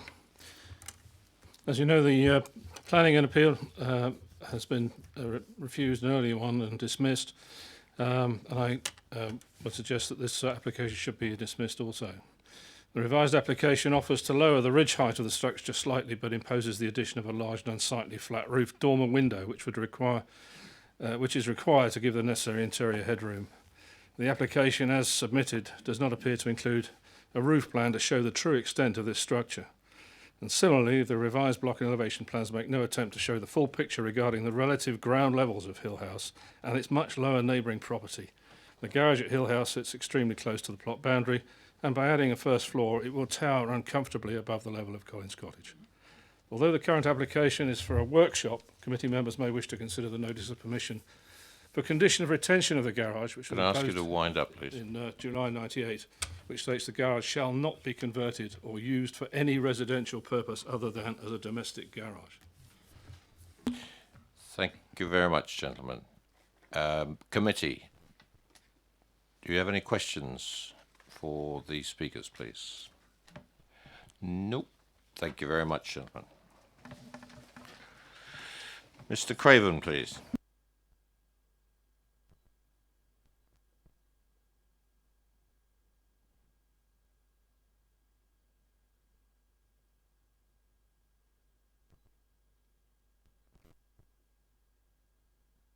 Good evening, and you have 4 minutes.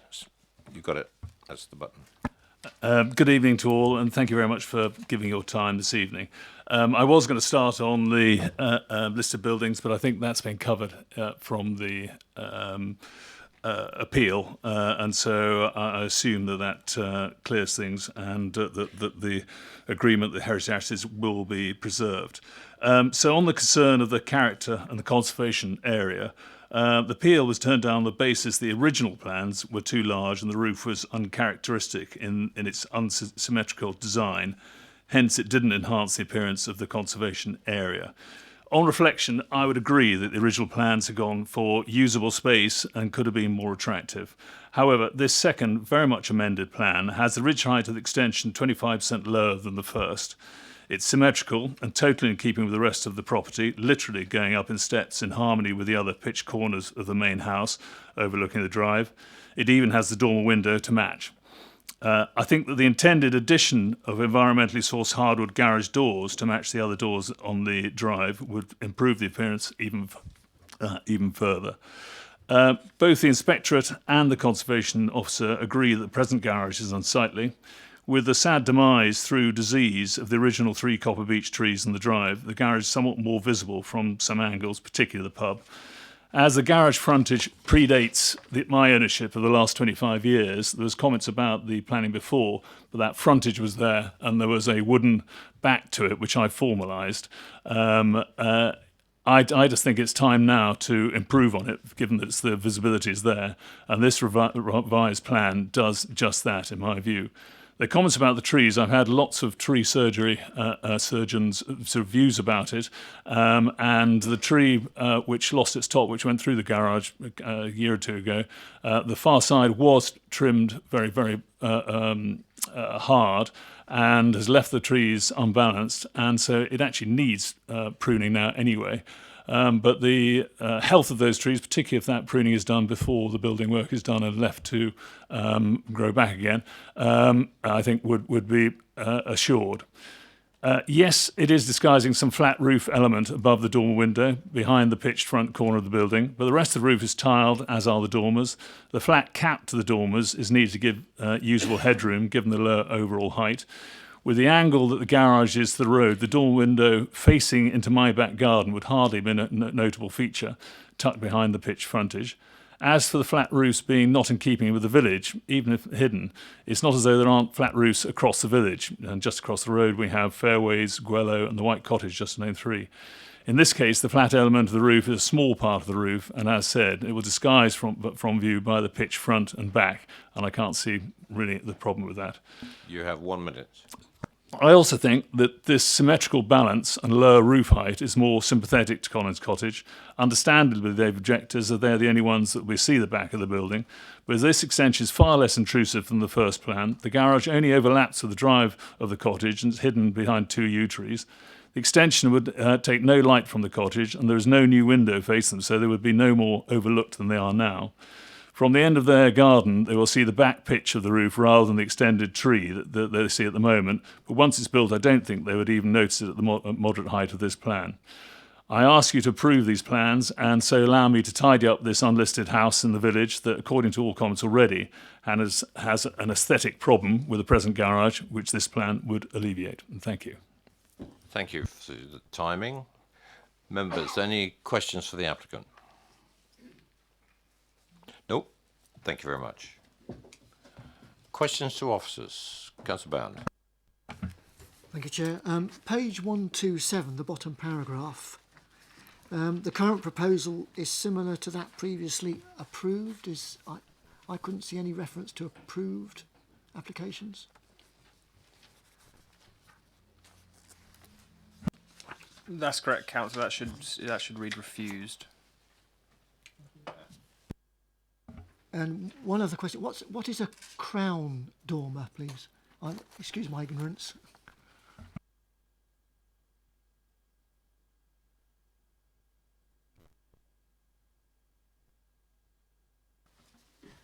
I believe within the officer's report it mentions that it talks about the flat roof on the top. So the crown of the dormer window, as in the ridge tiles, is flat, and that's why I think the reference is being made to. No more questions, officers? Debate?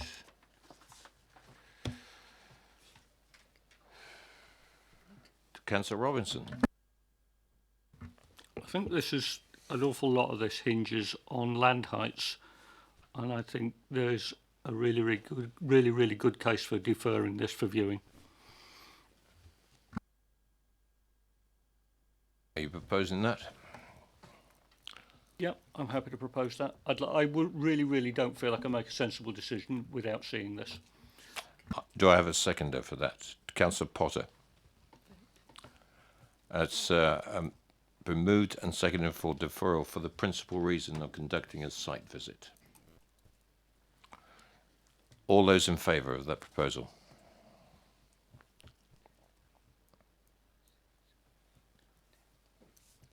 That's approved. Thank you. Officers? Thank you, Chair. So the application has been deferred for members to be able to view, conduct a site visit, and it will be brought back to committee following this. Thank you. Thank you very much. Move on to item number 5.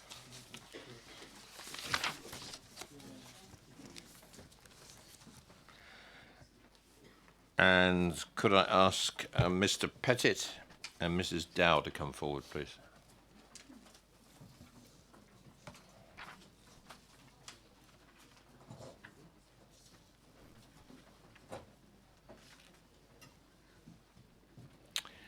Thank you. If you'd just like to sit tight, and the officers will introduce the application.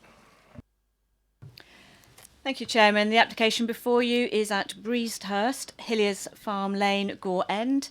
And the application is for the erection of a new dwelling and detached garage with associated parking, turning, landscaping, private amenity space and access, the demolition of the existing structures, and the retention of the existing bungalow, which is the key change to previous applications on the site. This application is part retrospective, whereby what was previously to be a replacement dwelling has already been constructed and is essentially complete in its external form. If I draw members' attention to the update paper, you will see before you comments following the viewing panel, just providing a summary of the visit. There have also been amendments received to the application since the report was originally written. This includes a street scene plan, which will be shown on the visualiser in subsequent time, and also an amended site and block plan, which has also been included within your agenda paper. This principally seeks to enlarge the proposed garden area to the existing or the original dwelling, which is to be retained. You'll also see comments to those amendments within your update paper itself, where the changes that have been made have been not considered to be sufficient to overcome the reasons for refusal that have been put before you. And just to confirm, the application has been recommended for refusal for the reasons set out within your agenda. Thank you. Thank you. You have 4 minutes, and the microphone buttons are on the base there. Thank you, Chairman, members of the committee. My name is Mark Pettit, and I prepared and submitted this planning application. Sat alongside me is the applicant, Emily Dow. The application before members comes to committee with a recommendation for refusal. Now, the new dwelling that is proposed under this current application has already been granted by the council, and members will have seen on site that the development is at quite an advanced stage. The only difference between the current proposal and the previous proposal is the retention of the existing bungalow. Indeed, the previous scheme was granted on the basis that it was a replacement dwelling and that the existing bungalow would be removed prior to occupation. The applicants are now seeking to retain the existing bungalow. The officer's view is that the principle of an additional dwelling in this location is not justified from a planning policy point of view, that the relationship between the new dwelling and the existing bungalow is unacceptable, and that the private amenity space afforded to Breezehurst is below the council's standards. Following Friday's site visit, we've gone away and amended the proposal so that the existing bungalow has a larger garden, with a depth that is now in excess of the council's standards. In terms of the principle of development, we cannot see any harm in retaining the existing bungalow, particularly at a time when the council cannot demonstrate a 5-year supply of housing land. Whilst it would result in an additional dwelling being created in the countryside, it would allow the retention of a property that could be utilised by a small family or somebody wanting to downsize. From a planning policy point of view, the proposals are considered to comply with policy SS6A, which allows new dwellings in the countryside on previously developed land where 1, the site is not isolated, 2, where it's not of a high environmental value, and 3, where the proposed use and scale of development is appropriate to the site's context. Now, the committee report confirms that the site can be considered to be previously developed land, and that it is neither isolated nor of a high environmental value. Where it falls down from the officer's point of view is on the final criterion and the use and scale of the development. The officer has raised concerns about the degree of separation between Breezehurst and the new dwelling and how the two will relate to each other in the street scene. However, we believe that we comply with this part of policy SS6A and that the relationship between the existing bungalow and the new dwelling is an acceptable one. Hopefully, members will have appreciated on site that the character of this part of Gore End is mixed, a point that is actually recognised in the committee report. Bungalows, 1.5-storey properties and 2-storey houses all form part of the character of the area, and the degree of separation between properties varies. Whilst we appreciate that in the ideal world, Breezehurst and the new dwelling would perhaps be positioned slightly further apart, the fact remains that there is no set pattern of development in Gore End. And in positioning the new dwelling a generous distance back from the road, the existing bungalow still benefits from a sense of space and openness. You have 1 minute.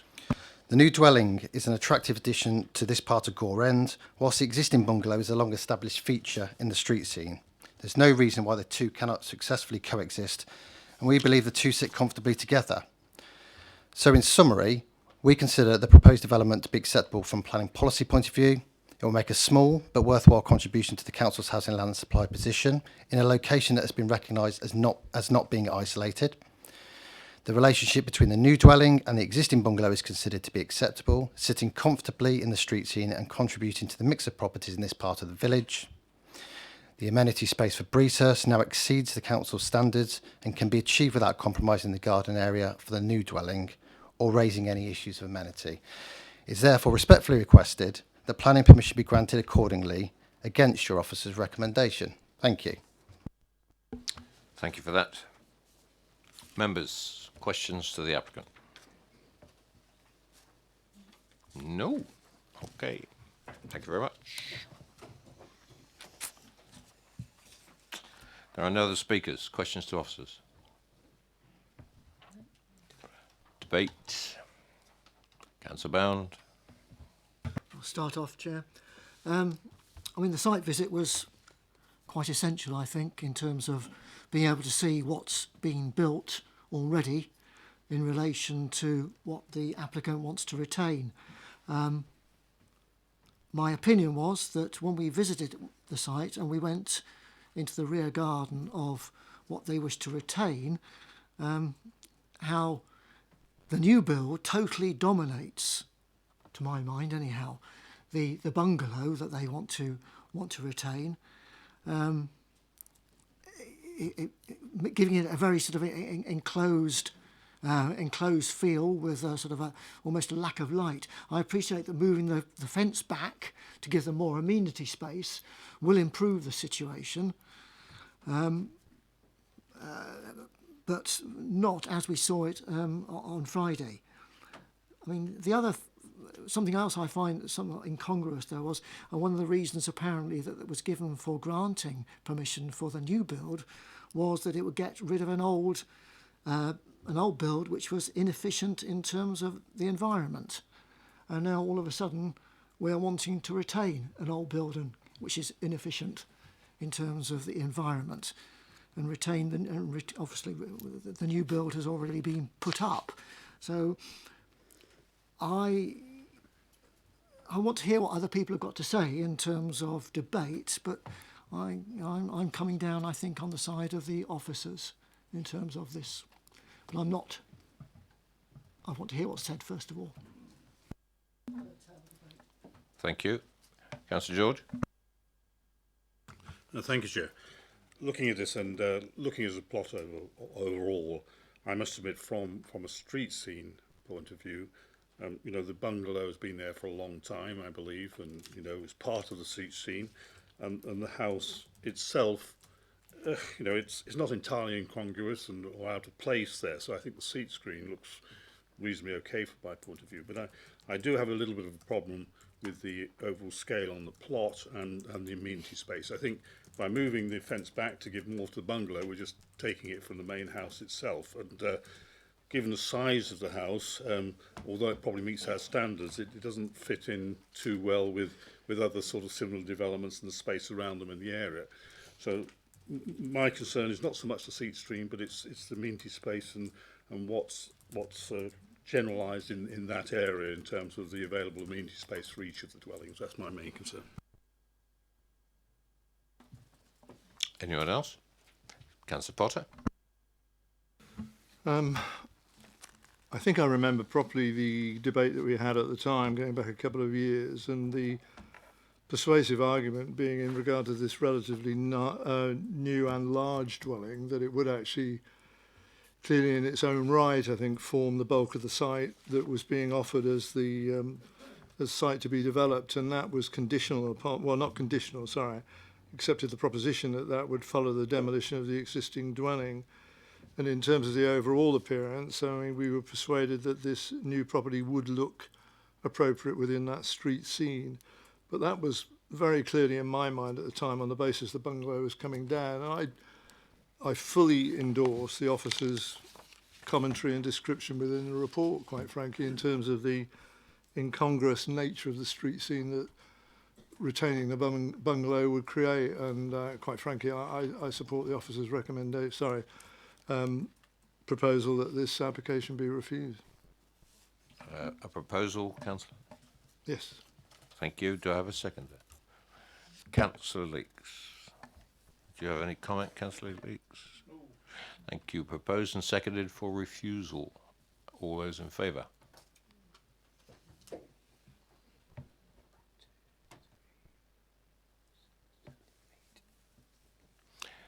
That's carried. All those against that proposal? Abstains? All those abstaining?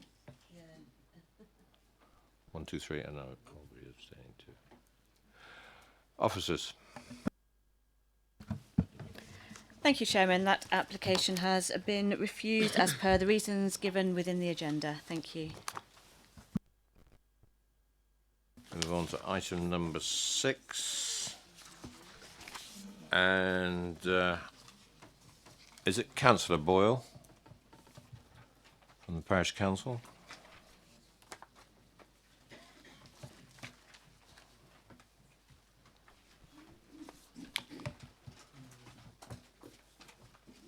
Councillor Boyle, if you'd just like to sit tight, the officers will introduce the application.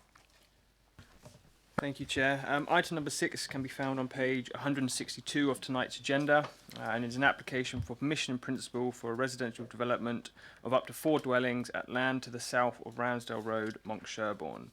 I'd like to bring members' attention to the update paper and the officer's comments provided, wherein the officer reiterates the scope of permissions in principle, which is limited to the location, land use, and the amount of development.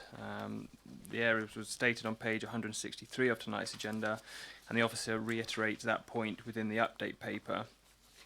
Members are also advised that the planning practice guidance for decision making on permission in principles requires that decisions on whether to grant permission in principle must be made in accordance with the relevant policies in the development plan, unless there are other material considerations, such as those in the MPPF, which indicate otherwise. The officer has made the assessment within the report on tonight's agenda and is recommending approval for the application. Thank you. Councillor, you have 4 minutes. It's right in front of you. Off you go. Good evening, everybody.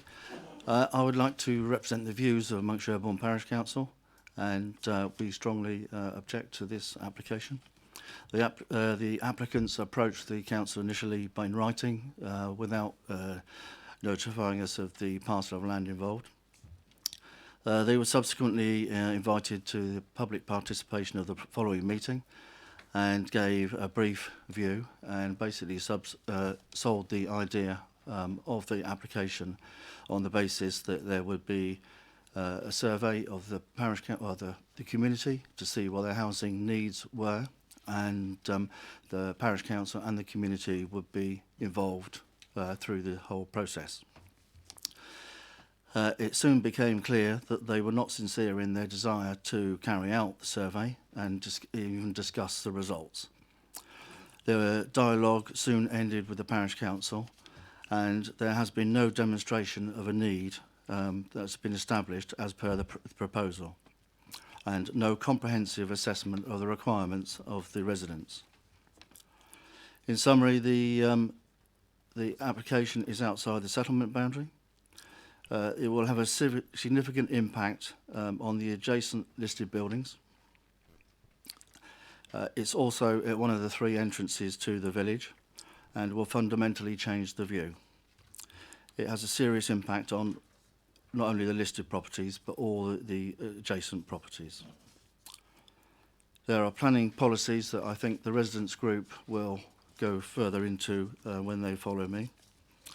But there are no services or facilities for the potential residents of these properties to benefit from. The Parish Council strongly support the residents group in objecting to this application, which will have a massive detrimental impact on Monk Sherborne, and particularly the area concerned and the properties in that area.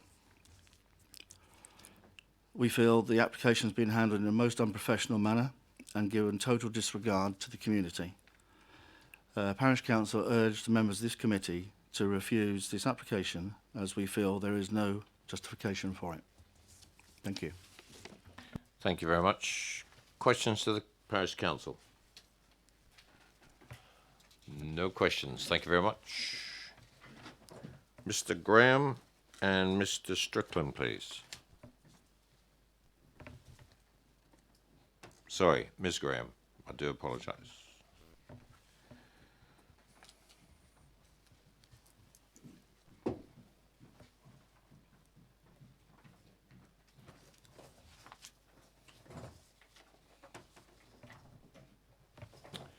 Good evening, and you have 4 minutes to address the committee between you. Your microphone button's on the base of the stand.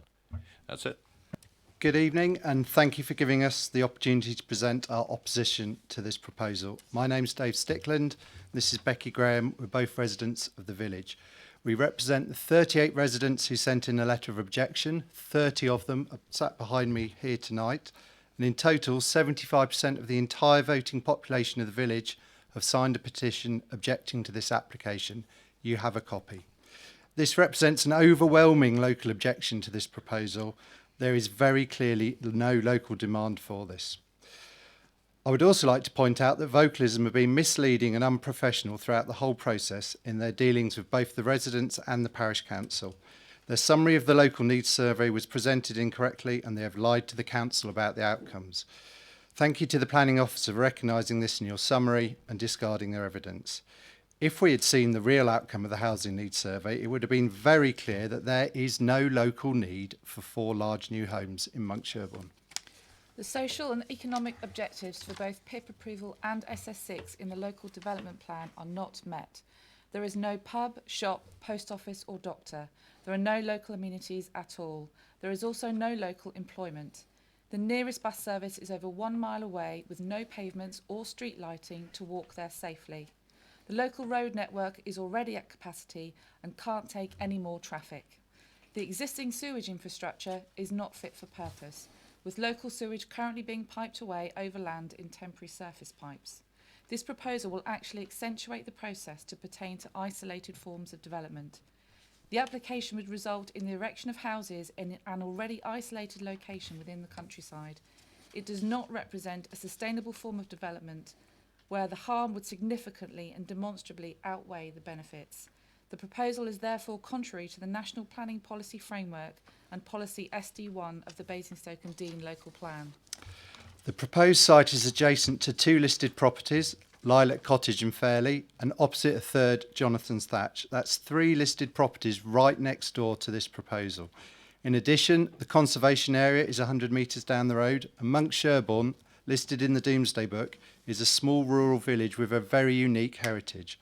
The proposal is outside the village boundary, so technically countryside, and outside the scope of PIP anyway, and the Conservation Officer has objected to the proposal. The environmental objective criteria within the PIP legislation includes, and I quote, must protect and enhance our natural built and historic environment, and must protect areas or assets of particular importance. On both location and heritage criteria, the proposal does not satisfy the requirements of the National Planning Policy Framework, paragraph 189. In addition, it is not underutilised land. The field is used for agricultural purposes, grazing and hay, and is one of the few remaining hay meadows left in the area. You have 1 minute. Building on this field does not safeguard and improve the environment. We very strongly believe that you must refuse permission for the following reasons. Over 75% of the voting population of the village have very clearly demonstrated there is no demand or development needs for more housing in Monk Sherborne. The village has no amenities, no economy and poor infrastructure. New homes will only worsen an already isolated development. The planning department have already established it fails key planning policy criteria under the local plan, specifically SS6 and SS1. It is adjacent to 3 listed buildings with 800 years of heritage between them. Placing new homes on this location will severely damage the village heritage position. Our summary argument is all of the points we have raised in this presentation and in individual objections taken as a whole do significantly and demonstrably outweigh any benefits of this proposal. As such, it does not meet the requirements of the National Planning Policy Framework, paragraph 11, nor the criteria in the local plan. Thank you for listening, and we ask committee members to overturn the initial planning decision and refuse this application. Thank you very much. Could you switch your microphones off, please? Could you switch the microphone off, please? Thank you. Members, questions to the speakers? No questions. Okay, thank you very much. Mr. Walton, please.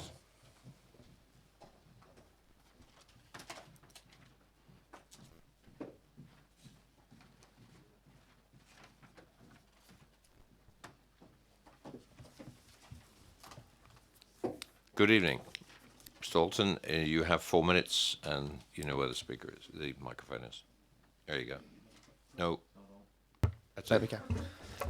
Ladies and gentlemen of the Planning Committee, Policy SS6E is a sensible and progressive policy that seeks to identify small-scale additions to local communities in a manner that can be supported where local need for development is identified. The policy guidance for SS6E is relatively prescriptive and requires the applicant to engage with the council and local parish council regarding process. Our approach, which commenced with a meeting with policy officers in December last year, sought to do just this, and a strategy for progressing discussions and to identify local need via a housing needs survey was agreed with officers at this time. Following the meeting with officers, we reached out to Monk Sherborne Parish Council and presented twice. The first meeting was relatively positive and pragmatic and paved the way for a more inclusive meeting with interested residents.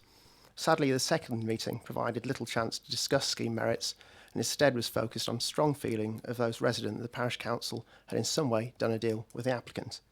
The outcome of that meeting was such that it became quite impossible to openly and objectively discuss proposals. As such, it was not possible, as we'd have liked, to continue discussions with the Parish Council, would equally wish to do so in future should the scheme be consented. Whilst Policy SS6E welcomes supportive and inclusive talks with local stakeholders, it is also important that the policy is allowed to stand alone so that decision makers can determine whether need exists for the development proposed and consider whether the proposals in front of it are indeed acceptable. In this regard, we were able to set agreed parameters for discussions with officers, as well as the format of the housing needs survey, in order to determine the quantum and type of housing need in the locality. This detail and results of the survey were provided to officers in full. Whilst queries have been raised by objectors and the Parish Council regarding the geographical parameters of the housing needs survey and the results themselves, the results did highlight that there was sufficient need within Monk Sherborne to support at least 2 dwellings. That there is more than sufficient need within Monk Sherborne, Charter Alley, Ramsdale and West Heath to identify support for the development of 4 dwellings. That there were a number of underlying trends regarding the need for smaller, more affordable and bespoke housing, particularly for elderly members of society, new starters and young families. Not unsurprisingly, the less local to the site the respondent, the more objective the response was. Whilst not tacitly suggesting a need, many respondents did note a desire for smaller, more manageable property. In addition, taking into consideration the work undertaken to agree approach to attempt meaningful consultation and to determine need, it's considered the proposals are compliant with policy SS6E. It's contended that the approach taken warrants the Council's report, as to not do so would be to overlook identified need that can be delivered as a minor, acceptable and sensible rounding off to the village. The proposals also enable a council to work towards fulfilment of its obligations on housing need and to achieve housing land supply requirements, whilst reserving matters in relation to design and layout to ensure that these can be properly attuned to need and the locality at a later stage. 1 minute. We have committed, as part of a submission, to work with council and local residents regarding design and construction of any units consented, so they can truly meet identified need in terms of unit scale and massing. We've also suggested a local connection test to market the plots over a specified period of time to define population, the extent of which can be discussed and agreed, but potentially could comprise existing villages and immediate families. The applicant is further open to allowing self and custom build plots and build on the plots should this be of preference to interested parties. I realise this is not without contention and there are a number of issues to consider. We have tried to engage and we would like to have done more. The accusations of unprofessionalism are therefore disappointing. To assist, I'm more than happy to answer any questions that members of the committee may have. Thank you. Thank you very much. Members, questions for the applicant? Nope. Thank you very much. Councillor Robinson, please.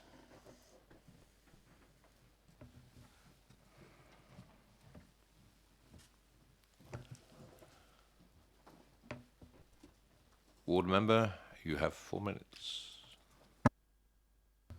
Thank you very much, Chairman, and thank you members for visiting the site on Friday and considering the application this evening. This application is deficient in a number of aspects. As a PIP, I will focus on location just now. The site is outside of the settlement policy boundary, contravening local plan policy SS1. The site is isolated, contravening local plan policy SS6EIX. There are no facilities in Monk Sherborne, no shop, no pub, no post office. The applicant's statement state that there is a bus stop. This fails to comprehend that the bus stop is actually a 40-minute walk away over muddy fields or a no pavement along a lane before crossing the A340 Tadley Road.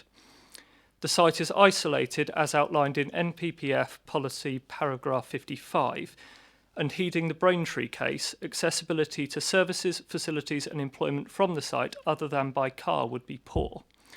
But in stark contrast to the Braintree case, where it was found that the site would not result in material harm to the character and appearance of the surrounding area, our historic environment team raised their own strong objection to this application. They state that the location of the conservation area is 175 metres to the southeast of the site, Jonathan's Thatch 22 metres to the northeast, Lilac Cottage and Fairley 10 metres to the east of the site, all Grade 2 listed. Lilac Cottage abuts the boundary of the proposed development site. The applicant's statement is found to be factually incorrect, not highlighting the Grade 2 listing of 2 of these properties. The lack of heritage statement fails paragraph 189 of the MPPF, particularly important for the location of this development. The applicant's statement says that the impacts of the location of proposed dwellings nearby to heritage assets would be mitigated by intervening property. This statement is factually incorrect. There is no intervening development. The suggestion that additional planting on the site is needed to address potential impacts on the historic environment admits that there is a harm to the historic environment. The Conservation Officer goes on to state that there is no evidence to substantiate the applicant's claim that the principle of development would result in no harm to designated heritage assets. Therefore, the location for this development is unsuitable. It does not respect Landscape Policy SS6X. It does not respect the character and form of surrounding development SS6XI. It does not comply with EM1, with a significant detrimental change to the landscape due to its raised nature as you enter the village. It also fails EM2 as it does not have due regard to the neighbouring buildings. The amount of development is important to consider as there is no assessment of sewage capacity. At present, temporary overground pipes have been placed by Thames Water in Monk Sherborne to the pumping station for the past 2 years to mitigate capacity issues. You have 1 minute. That notwithstanding, tankers are still present every evening throughout the winter to keep the village free from sewage. No assessment of this has been made. The planning consultant's claims around housing needs survey are a complete red herring. Our planning policy says as much before discarding it entirely. It was a fiction designed to reach a predetermined conclusion with no reference to the wishes of our village. Our planning policy team go on in their response to state that notwithstanding the 5-year land supply, this development is wholly unsuitable and the principle of which should not be approved. Chairman, I am not anti-development. My residents are not anti-development. I have sat in this chair and argued for houses to be built in my ward against officer recommendation. But this is speculative development of the worst kind. Developers coming to parish meetings, claiming to work with the community, promising to demonstrate local need and submitting an application before a housing needs survey has been completed. It fails local plan policies SS1, SS6, EM10 and EM1. It also fails MPPF paragraph 189 and paragraph 55, and for these reasons I ask the committee to refuse it tonight. Thank you. Thank you, Councillor. Members, questions to the ward member. Councillor McCormick. I got one, and it doesn't give me any joy asking this. You mentioned notwithstanding the 5-year land supply. Realistically, do you think we can refuse this? And also, if you could just elaborate on the policies that you mentioned as reasons for refusal, because you quoted the policies SS1, SS6, EM10, but if there are any components of the policies and any, I mean, admittedly, it's permission in principle, so we haven't seen the plans yet, but is there any sort of flesh on the bones you could put on that to give us some strong planning reasons for refusal? Thank you. I think the major concern with this is to do with heritage, and the location of the site, which is a consideration under PIPs, is a key part of that. The objection by the heritage officer is made very clearly, but also in regards to isolation, we have our own local plan policy, and as you say, notwithstanding the 5-year housing land supply. However, the recent Braintree court case, or appeal case I should say, found that that development was allowed because it would not result in material harm to the character appearance of surrounding area or the setting of listed buildings. Our historic environment team in their objection have said the exact opposite, that it would result in material harm to the 4 immediately adjacent listed buildings and the historic character of the village. Did I see Councillor Potter wanted to speak? Yes, I did. Just wanted to ask Councillor Robinson, were you able to explain the dilemma that this committee faces in regard to PIP applications? And I'm impressed by their organisation and yours, of course, in regard to this matter, but the limitations that apply under the PIP type application are severe, as you know. And we could nearly consider this just by looking at a Google map. You know that to be the case, don't you? notwithstanding my political affiliation, PIPs are the worst piece of government legislation that they've passed in the last 4 years. I'm sure some members would disagree and could find a worse policy, but that's my view. We are allowed to consider location, type of development, and I think, or scale of development, I should say. The location of this site, as I say, is wholly unsuitable, and that is outlined in the MPPF paragraph 5, with particular reference to isolation of this site, and also the heritage aspect of this, which is paragraph 189 of the MPPF, and those are for the location of this site. On the amount of development, I would highlight again the sewage point, that we have overland sewage pipes placed as a temporary measure by Thames Water, and no assessment of that has been made of, yes, 4 dwellings in the context of an incredibly small village. That is a large percentage increase in that particular service. No more questions? Fine. Thank you very much, Councillor. Questions to officers? Councillor Tomlin. Thank you, Chair. Just the general question with the PIP, we're probably going to focus here on anything about location. Are we confident, can you assure me that we have confidence? It's on page 174, where we talk about at the technical stage, the heritage assessment will come in, which would assess the impact of the layout upon the listed buildings in the conservation area, and ensure it's preserved. I mean, is it possible, therefore, that the location argument and heritage assets, etc., can come out at this stage, or do we have to wait for the technical stage? And if it doesn't match it, how do we regulate the impact, if you get what I'm saying?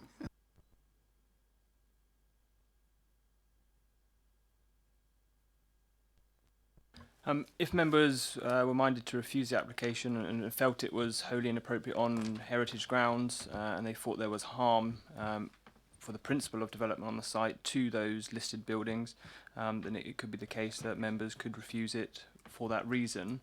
I would just highlight within the officer's report the conclusion in terms of the heritage section with regard to the listed buildings and where those where the listings come from on those buildings, which refers to the agricultural character of the buildings and the remaining fabric of them, and doesn't reference the land that surrounds those buildings, which is why the case officer considered it the site's acceptable in terms of its location. Councillor Robinson. Thank you, Chair. This one's really especially for Catherine. Am I right in my recollection with the Goddard's Farm inquiry that EM1 and EM11 landscape and historic environment, their policies were still afforded full weight despite the lack of our housing land supply? Yes, they were given weight because they were considered to still accord with required paragraphs in the MPPF. Thank you. Councillor Frost. Thank you, Chair. I would just like to hear officer's viewpoint in relation to the Braintree appeal. We've heard it mentioned a couple of times now from objectors. I would just like to know how officers feel they can approve the PIP in relation specifically to the Braintree appeal, please. Thank you, Councillor. So on page 170 of the officer's report, it notes the Braintree High Court case, and it specifically talks about the term isolated, who the Court of Appeal determined should denote far away from other places, buildings and people, and remote, taking on the original dictionary definition of isolated. Therefore, in this instance, the site is in line with other properties. There are properties opposite, and therefore it's not considered to be physically isolated. In terms of the local plan and talking about the isolation, that also refers to functional isolation, which is remote from facilities. However, given the Braintree case, that's not considered to be something we can consider, and it should denote the original dictionary definition of isolated as highlighted on page 170. Thank you, Chair. I'm sorry, I've been at work quite a number of hours. So are you saying that the definition of isolation, okay, is purely down with the Braintree appeal court case down to the physical locality, and we can't give weight to the fact that there are no services? Is that correct? Is my reading of that correct? In terms of the isolation argument, it's not considered the site is physically isolated, and that's what we can consider it on. If you are, in terms of sustainability, those type of issues, you can talk about perhaps the functional remoteness of the site. But in terms of isolation, in terms of paragraph 79 and the Braintree case, it simply denotes the physical separation from the site. So perhaps members find that the site, from a sustainability point of view, is remote. However, in terms of the isolation, the physical isolation, that's not considered to be the case. Councillor Bound. Could the officers point out the heritage assets, please, on the map and the distances from the site?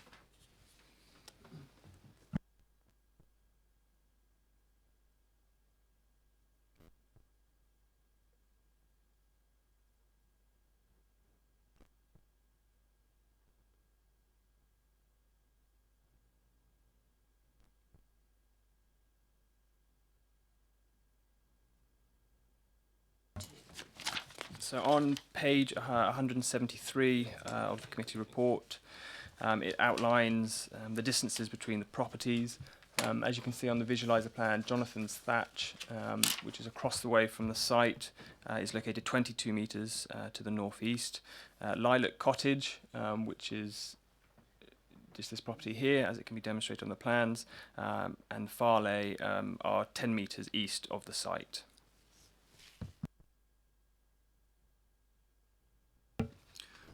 So would it be true to say that in terms of the effect on the heritage assets, it depends entirely on where these buildings will be located within the site?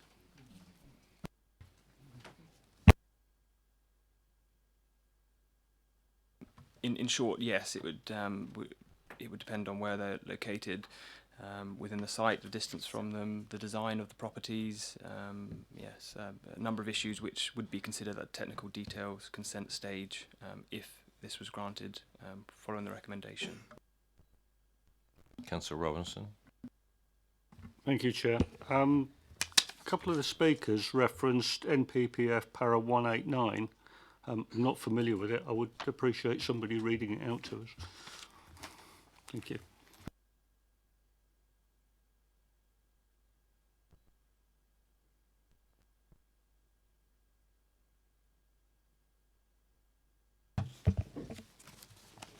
I have it in front of me. So, proposals affecting heritage assets, paragraph 189 states, and I will read it verbatim. In determining applications, local planning authorities should require an applicant to describe the significance of any heritage assets affected, including any contribution made by their setting. The level of detail should be proportionate to the asset's importance and no more than is sufficient to understand the potential impact of the proposal on their significance.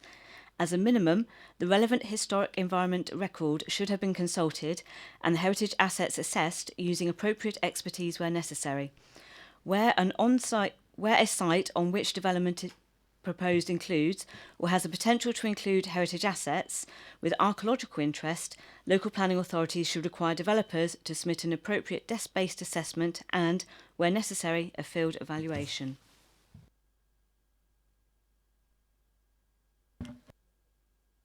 Any more questions? No. I'm going into debate. Councillor Potter. I mean, I don't know what your advice is going to be from the chair and all the officers, but we just find ourselves in this absolute quandary, don't we, again, in regard to a PIP application. You know, with respect, our advice hitherto has been fairly simplistic, quite frankly. The sort of criteria under which we should consider a PIP are fairly restricted. I agree with Councillor Tristan Robinson, really, in terms of this piece of legislation. I've said it before, how appalling it is. But we end up with a 20-page report from the officers dealing with matters that would normally be restricted to the type of technical outline, nearly detailed application that would go with a application of this sort. And we're caught between two things, it seems to me. Quite frankly, I mean, you get to the situation really because of the wealth of feeling from the local residents, which is understandable, and all of which I think would be broadly expressed by them again if this application was to proceed to a different level of application, much of which I have support for, by the way. But in terms of the limitations that apply to PIP, it is very restrictive and intended to be so.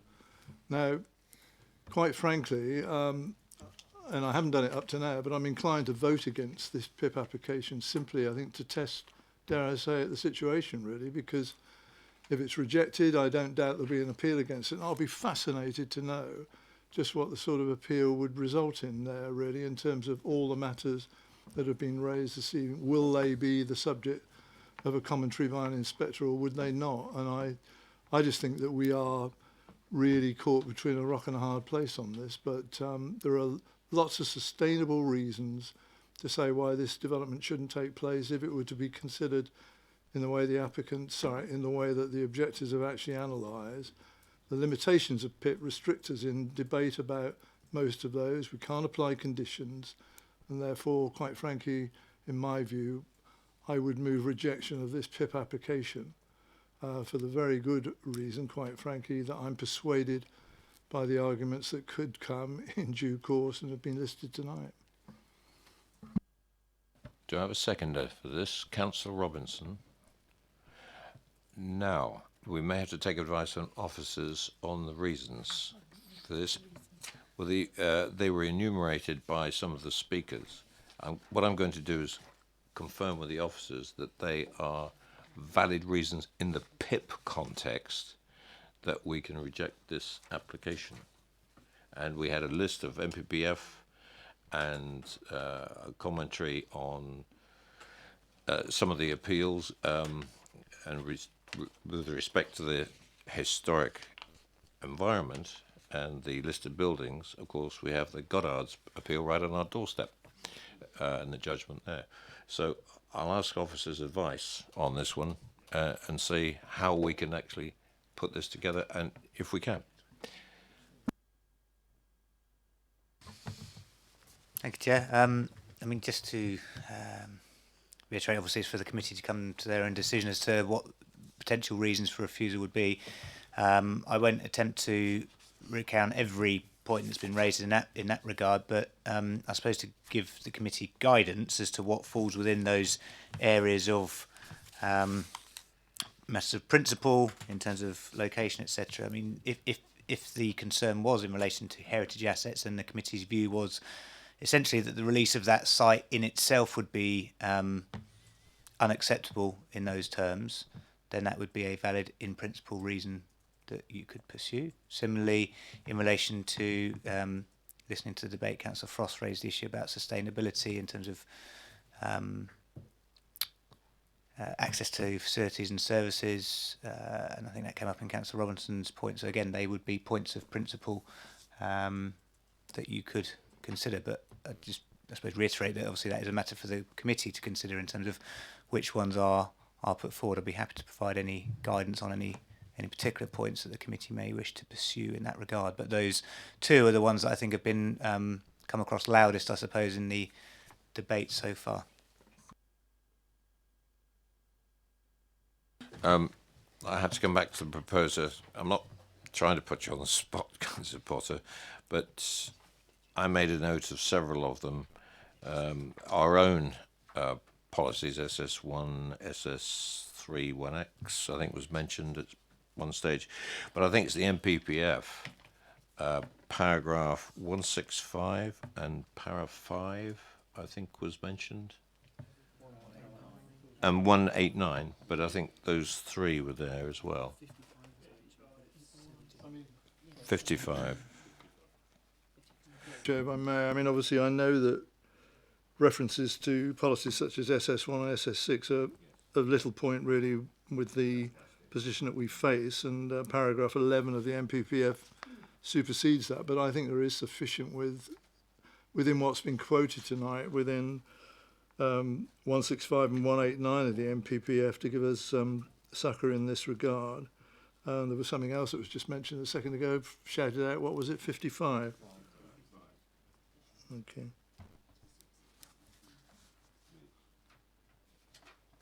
Sorry. Sorry, I suspect Council 55 might have been referenced in relation to what is now paragraph 79, because paragraph 55 used to be about residential accommodation in the countryside, about whether it's isolated or not. So it's possible that was intended in that sense. But again, I just reiterate, I suppose, to the committee that it is before you to, I suppose, if you want set out your concerns in that regard, then officers can provide advice as to whether they are sustainable reasons for refusal, as opposed to necessarily directing straight to the policy. So from the debate I heard so far, it seemed to be that heritage and sustainability of the site seem to be the in principle issues being raised, but as I say, I'm quite happy to provide guidance as requested. Councillor Potter. Well, simply, I mean, I think the three criteria that we're meant to try and satisfy in terms of PIP, first one being location, and I know we're getting into some finer discussion about that, but I don't think it satisfies the requirements in regard to location. I mean, I said it earlier, and I wasn't being facetious. If you go down the track of just saying on a Google map, does that piece of land appear to be big enough to sustain the houses that are being, you know, you could do it that way nearly, but we get into it far more than that regarding its location, suitability, and I think we're unconvinced that this site would satisfy the basic requirements of a suitable site for development, even of this limited nature. Yes, I've got two more speakers, but I would think, I agree with Mike, that let's focus on sustainability and heritage, because that comes directly into location. Now, if it falls at location, it falls. It's as simple as that. Would that be a route for the committee to? Well, yes. Are you happy with that, Councillor Potter, if we pursue that approach?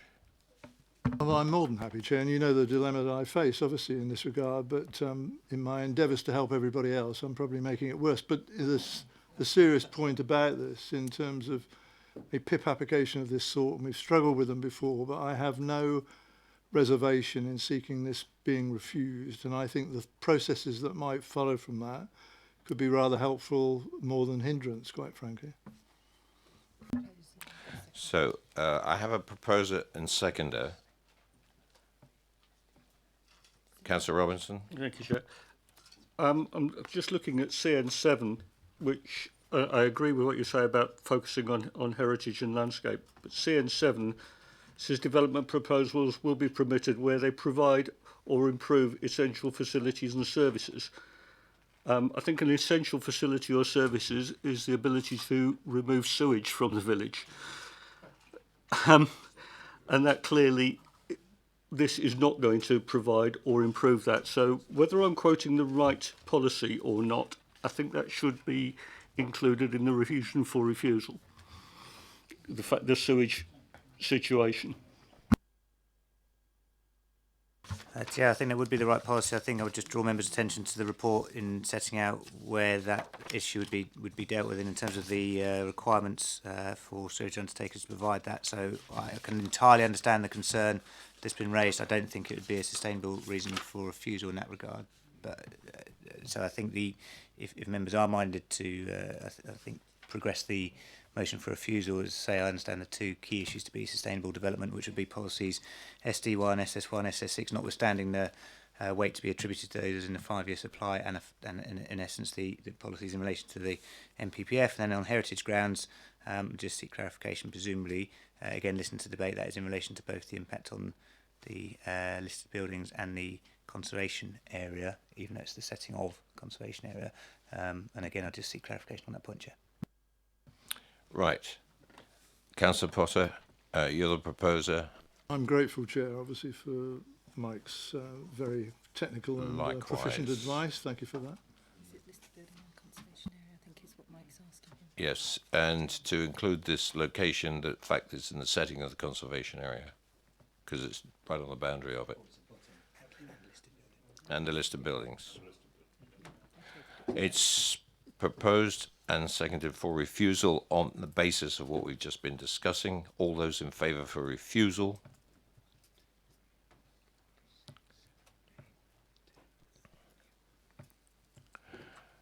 That's approved for refusal. Now, how do we play PIP's condition? No, just refusal? Oh, no, and you're content with the reasons? Okay. Right, that's refused. Thank you very much.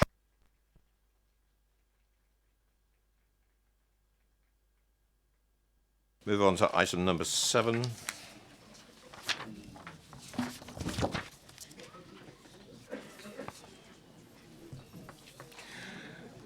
We had to thrash it.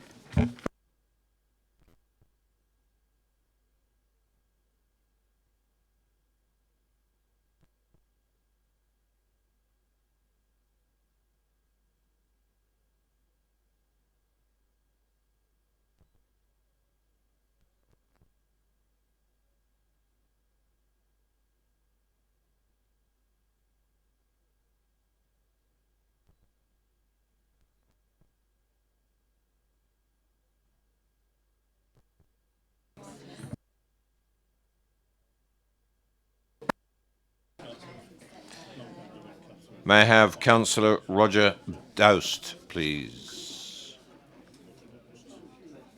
Councillor Roger Doust? That's okay, Roger, don't worry. Right, we'd just like to sit tight while the officers introduce the application. Thank you. Thank you, Chairman. This is an application at 3 Inkpen Gardens in Lichpit. The application is for a number of elements. It includes the erection of a single-storey side and rear extension, construction of a new lean-to style porch, an infill side extension, conversion of the garage and part raising of the roof over the garage to provide accommodation above, together with a loft conversion, which includes 2 dormer windows and roof lights, and the increase of an existing section of close-bordered fence to the rear from 2 metres to 2.2 metres to match the rest of the fence. If I draw members' attention to the update paper, page 12, that provides a summary of your viewing last Friday. There has also been the receipt of a further public observation to the application, which is summarised before you. There has also been additional information submitted in the form of a parking plan, which shows how the applicant intends to park on site, which is included within your update paper and is on the visualiser. In response to the various comments that have been raised by the third party and also in response to the receipt of the parking plan, there's further officer comments before you. The application is recommended for approval, subject to the conditions listed in the report. I've got nothing further to add. Thank you. Thank you very much. Councillor Doust, you have 4 minutes. Firstly, thank you for giving me the opportunity to speak to you regarding our reasons for opposing this application regarding 3 Inkpen Gardens at Lichpit. This application came before the Planning Committee of Old Basing, Lichpit Parish Council, and after discussion was rejected unanimously, mainly for the following reasons. We believe that it is complete overdevelopment of this area, the increased traffic congestion, the insufficient parking in this particular cul-de-sac, and the effect on the surrounding area and buildings. The house concerned is currently a 4-bedroom detached home in a corner of a small cul-de-sac, adjacent, parallel and facing Great Binfield Road, Lichpit. This area comprised mostly of 3 or 4 bedroom detached brick-built homes constructed in the early 1980s with single or double garages. We believe that to allow this application to proceed will be a gross overdevelopment and will be out of keeping with its surroundings. The application desires to convert this medium-sized house from one double bedroom and 3 single bedrooms into one with 3 single bedrooms and 4 double bedrooms, providing a possibility of 11 bed spaces in total. There is completely inadequate parking for the vehicles should this application be approved. If this development is permitted to proceed and the occupancy anticipated with this increased bed spaces, this would no doubt lead to unacceptable increase in the number of vehicles using and parking in this small, narrow road. The house concerned can at present park off-road 1 medium and 1 small-sized car on land belonging to the property, plus 1 vehicle immediately in front of what was a double garage. This double garage has been converted into a family room. A stud wall has been constructed immediately behind the garage door, thus preventing this garage from being used to park any vehicles at all. The 2 cars are parked immediately in front of this garage door. The owners of number 2, which is an adjacent property, will be prevented from using half of the space in front of their own adjacent garage. If one of these vehicles needs to be moved, the request would have to be made by the occupants of number 3, to the occupants of number 3. If the proposed construction of a porch is permitted, this will further reduce the space available for vehicles to be parked outside this property, as it reduces the acreage or the footage immediately in front of the old garage. You have 1 minute. If the proposed extension above the garage is allowed, the 2-bedroom windows on the side of number 2 will have their view obstructed, and although there is the intention to partially slope the roof, it is considered to be too close to be acceptable. And for these reasons, we respectfully ask that this application is refused. Thank you. Thank you, Councillor. If you could just turn your microphone off, please. Thank you. Members, any questions of the Parish Council? No? Thank you very much. Mr. Fendell, Mr. and Mrs. Finlay, please.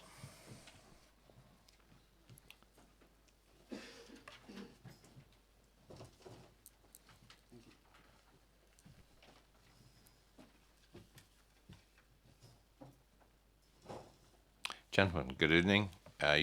You have a microphone on the base of the stand there, and you have 4 minutes. Thank you, Chairman. I'm Tony Fendall, and with my wife we live at number 2 Inkpen Gardens at the end of a driveway shared with number 3 Inkpen Gardens. The neighbour does not use their 2-car garage and has now bricked up the garage, and we have lived with access inconvenience for 30 years in the interests of good neighbourliness. The neighbour plans show space for their 3 cars, 2 of which severely affect our access and recently the access of an ambulance, resulting in loss of amenity. Often visitors of number 3 have to park on the pavement of Inkpen Gardens, a frequent occurrence. The large white Jaguar car was moved from its normal obstructing position in front of the garage just prior to the visit of the viewing panel and is now back in its normal position as shown in your photograph. The addition of a front porch increasing the plan area of the property would potentially reduce the parking area of number 3 and move the parked car towards number 2 access way. It is noticeable that the architect's drawings do not show the boundary of number 1 Inkpen Gardens, which dictates the access from number 2. The addition of 2 dormers to the pitched roof of the existing 3 to 4 bedroom house would look very rectangular and unsightly from the driveway and from Great Binfields Road. The construction work required to carry out the building work would cause us extreme inconvenience over a considerable number of months, probably the best part of a year. Some of the work would take place within a metre of our bedroom 3, kitchen and dining room. There would certainly be conflicts of access between builder and residents' vehicles, including those of my wife and me. On a cul-de-sac with 5 houses with 2 parking spaces each, seeking to increase a property to 7 bedrooms would potentially result in extreme parking difficulties, and I ask the committee to consider the application as unreasonable overdevelopment. Thank you. Hello, I'm Daryl Finley, and together with my wife Jill, I live at number 5. We also own and have tenants at number 4 Inkpen Gardens. I'm saddened and amazed that this application has got this far. I've provided documentation which confirms that number 3 at best only have parking spaces for 2 cars. At least 1, if not 2 cars of the planning application will permanently encroach on a shared access driveway, obstructing access to number 2 and emergency services required. This has been confirmed in Gemma Cox's report from the 8th of January. A 7-bedroom house will use more than 2 cars, and those cars will require allocated space within the footprint of the plot. Without this, the only alternative is street parking on the pavement next to property I live at number 5 and within a metre of the lounge wall. This is already a regular occurrence, and I have no doubt become a permanent fixture if this gross overdevelopment goes ahead. This will have a huge impact on traffic generation and highway safety upon entering Inkpen Gardens. You have 1 minute. Building work will take 6 to 12 months. That's going to cause us distress. Privacy at number 12 and 13 are compromised. Privacy at number 2 will be drastically compromised. The light and overshadowing will without doubt be affected at number 2, number 12, number 13 by the garage roof being raised. The light and overshadowing will without doubt be hugely affected at number 4 by the single-storey extension. This structure will tower nearly 3 metres high, bordering number 4, and will extend in excess of 80% of number 4's garden. As it's a northerly facing garden, I estimate that an average of 1 hour per day will be lost. That's about around 15 days light lost in the year. Cannot believe increasing your habitable living space by in excess of 200% from your original floor space could legally be allowed in such a small place. Inkpen Gardens is made up predominantly, of 3 and 4 bedroom houses, 12 of which are the same design as number 3. Please don't make the decision that could change the whole nature of the gardens. Thank you very much. Thank you very much, sir. Questions to the speakers? Nope. Thank you, gentlemen. Mr. Rose, please.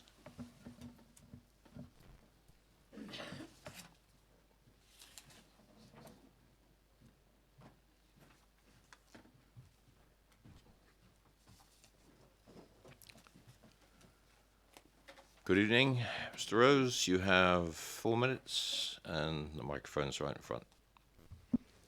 Thank you, Chairman, committee members. You will have already read the Planning Officer's report, which accurately describes in detail how this application conforms with all the Council's planning policies.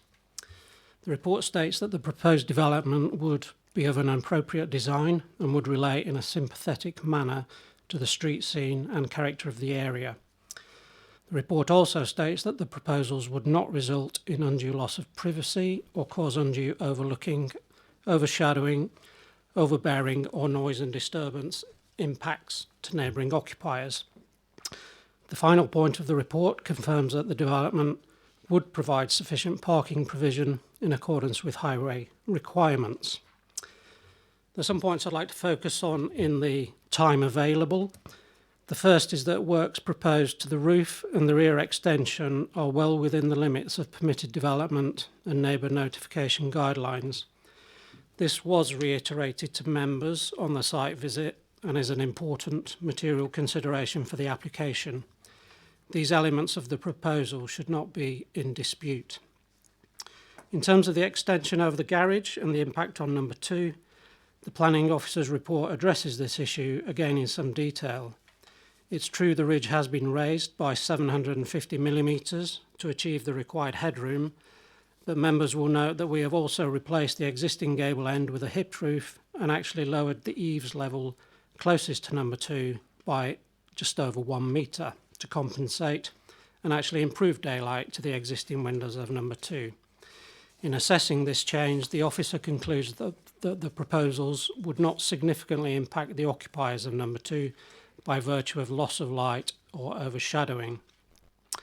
The other main point raised by members on the site visit related to parking. I'd just like to say the applicants have lived in this property for almost 30 years and during this time there have always been 3 cars parked in front of the house, and in all this time parking has never been an issue for any of the neighbours in the cul-de-sac. The parish council stated that 2 cars could be parked in front of the garage, but that's not the case. There's only ever been 1 car parked in front of the garage. Much has been made of the number of bedrooms the property will have, but the house will effectively be altered from a 4-bed to a 5-bed with 2 additional rooms in the roof space following the loft conversion. Whilst the rooms are labelled as bedrooms on the drawings, the actual use of the rooms will include a playroom in the room labelled bedroom 5 above the garage and a home office or study in the loft space. Furthermore, one of the existing bedrooms, bedroom 4, is reduced in size to just 1.7 metres in width, so this room would only ever be a nursery room at best. You have 1 minute. Thank you. My client feels aggrieved that the application has been subjected to so much scrutiny and misinformation by objectors. Over the years, there have been 15 other applications in Inkpen Gardens, and all but 2 of these have been granted permission, seemingly without any of the local politics that our application has attracted. In addition, there are other properties which have been extended under permitted development, so there are now a number of properties with additional bedrooms, which include similar examples of consented extensions above garages and loft conversions, including dormer windows identical to our proposals.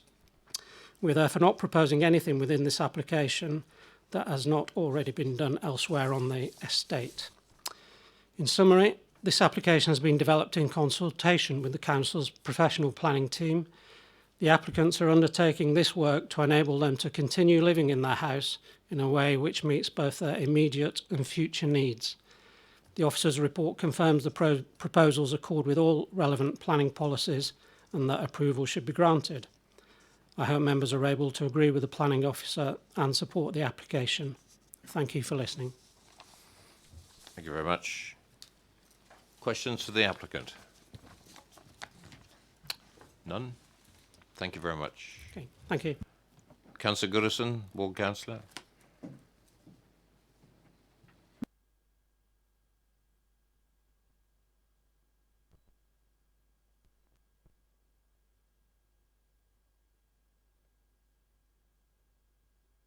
Good evening, Councillor. 4 minutes. Good evening, Chair. Thank you for allowing me to address the committee, and I do so as one of the ward members. I'd like to raise 3 points for the committee to consider. The first one is the question of parking. Now, I'm disappointed to see that the borough officers are of the opinion that the parking is adequate. I'm afraid I can't agree with that, and I would ask the committee to consider 2 points. Firstly, this is a small, narrow cul-de-sac with 5 houses. Each house has 2 parking spaces.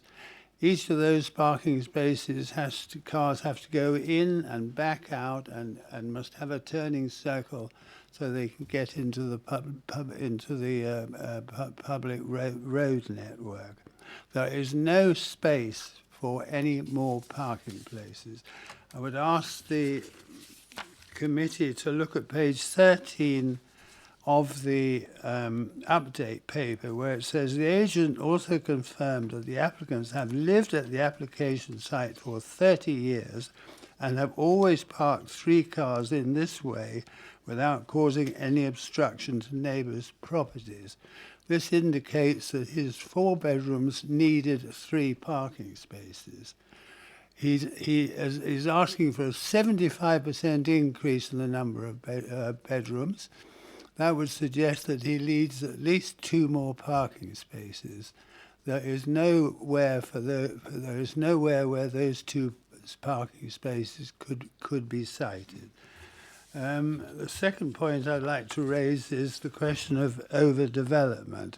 All borough councillors who represent urbanised, highly urbanised wards are well aware of the fact that it is so easy to spoil and impact very adversely on well-established small cul-de-sacs where everybody's been getting on perfectly reasonably for many years. This is a very a very small cul-de-sac. There is no way of getting into the garden behind number 3. All activities would have to take place in the cul-de-sac in front of the buildings. I think, which then leads me on to suggest that the committee might like to ask themselves some questions. One, where are construction workers to park? 2, how are lorries going to get in to deposit vast numbers of building materials? 3, where are those building materials going to be placed? Presumably on the cul-de-sac itself. You have less than 1 minute. Thank you. Most of the cul-de-sac is in the ownership of the 5 different houses, so it would be very difficult for anybody to agree to allow building materials to be placed on their site. So I'd like them to ask themselves those questions.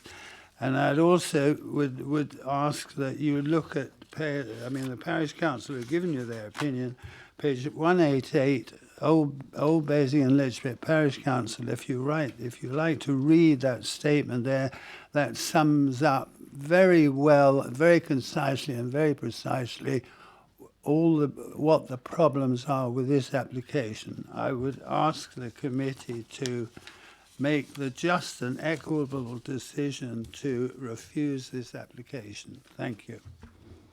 Thank you, Councillor. Right on time. Members, questions to the Ward Councillor? Nope. Thank you very much. Members, questions to officers? Councillor Potter.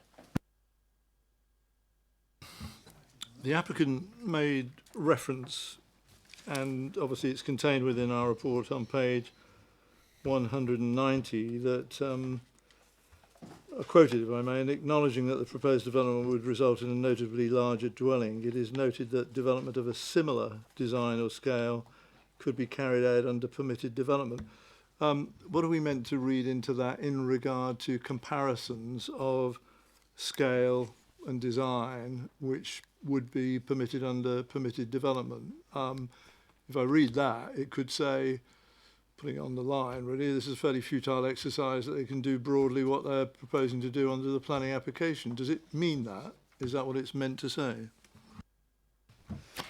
It is essentially acknowledging that there is potentially a fallback position in which, yes, a number of the elements that are proposed within this application could otherwise be carried out under permitted development. Sorry, if I may, I mean, a number perhaps, but not identical, you would suggest, would you, to what is being proposed under this fairly comprehensive application before us?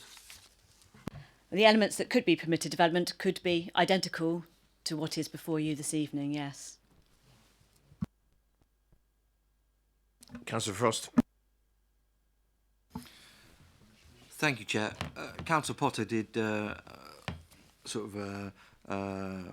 raise one of the questions I wanted to ask, okay, regarding the permitted development.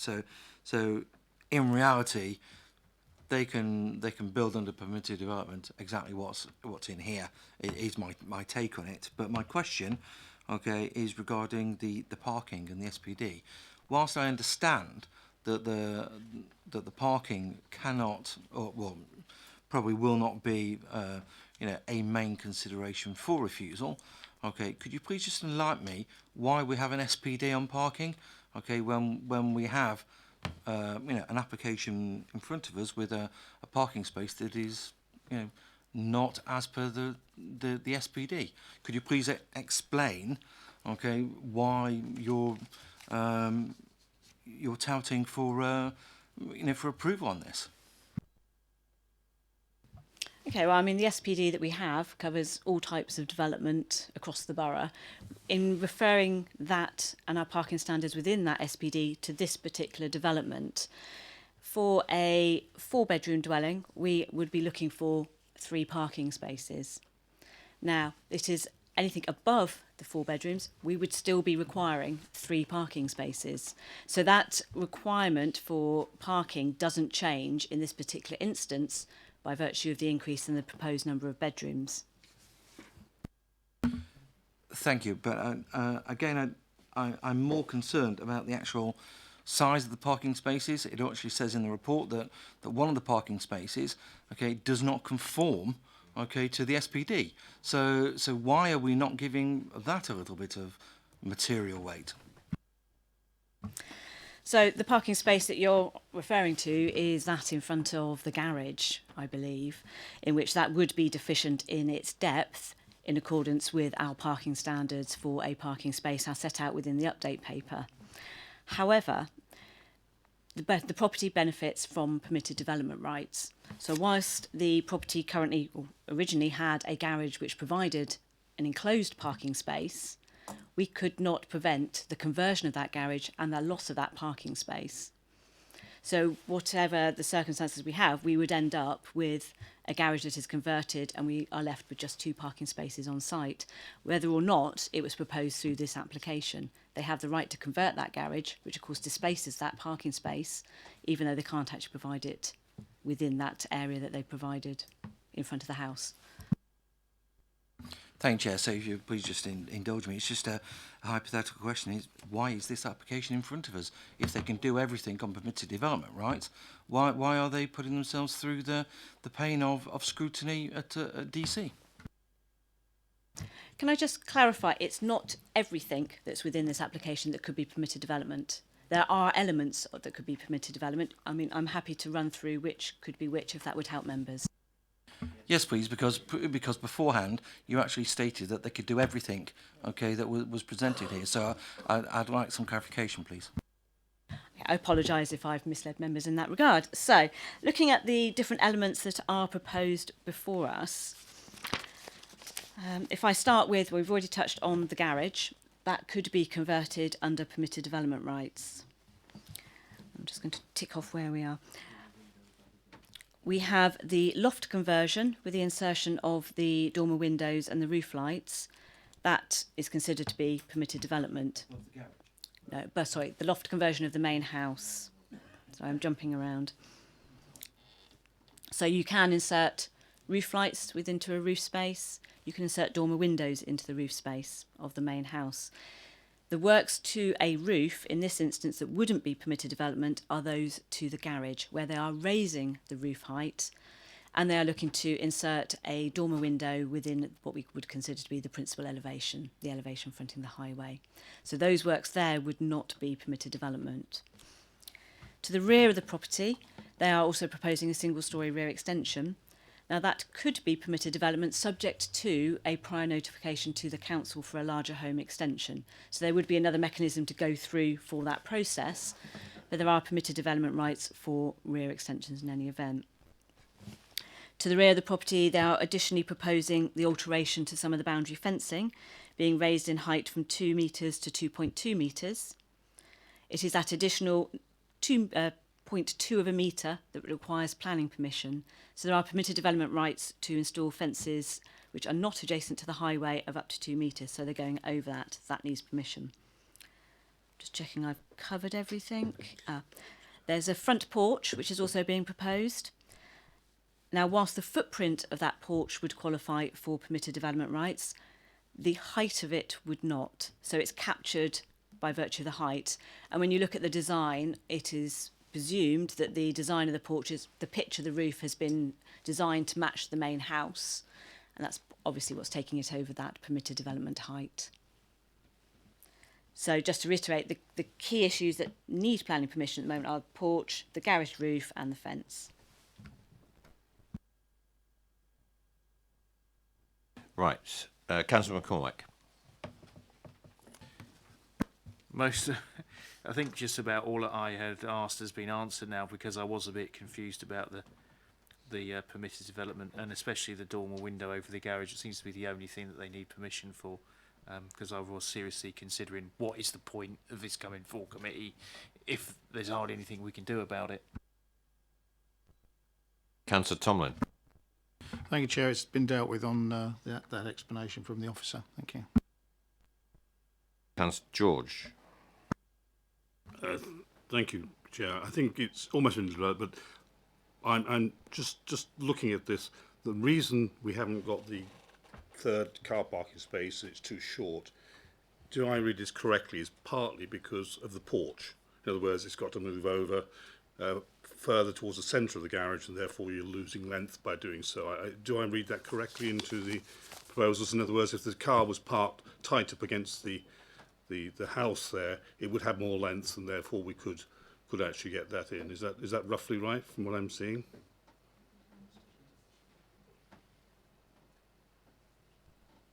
So in other words, if they have been parking, yeah, because the car's got to move over towards the, I suppose if you look at it on here, the west or the east, I think. Is that part of the reason it's not meeting standard?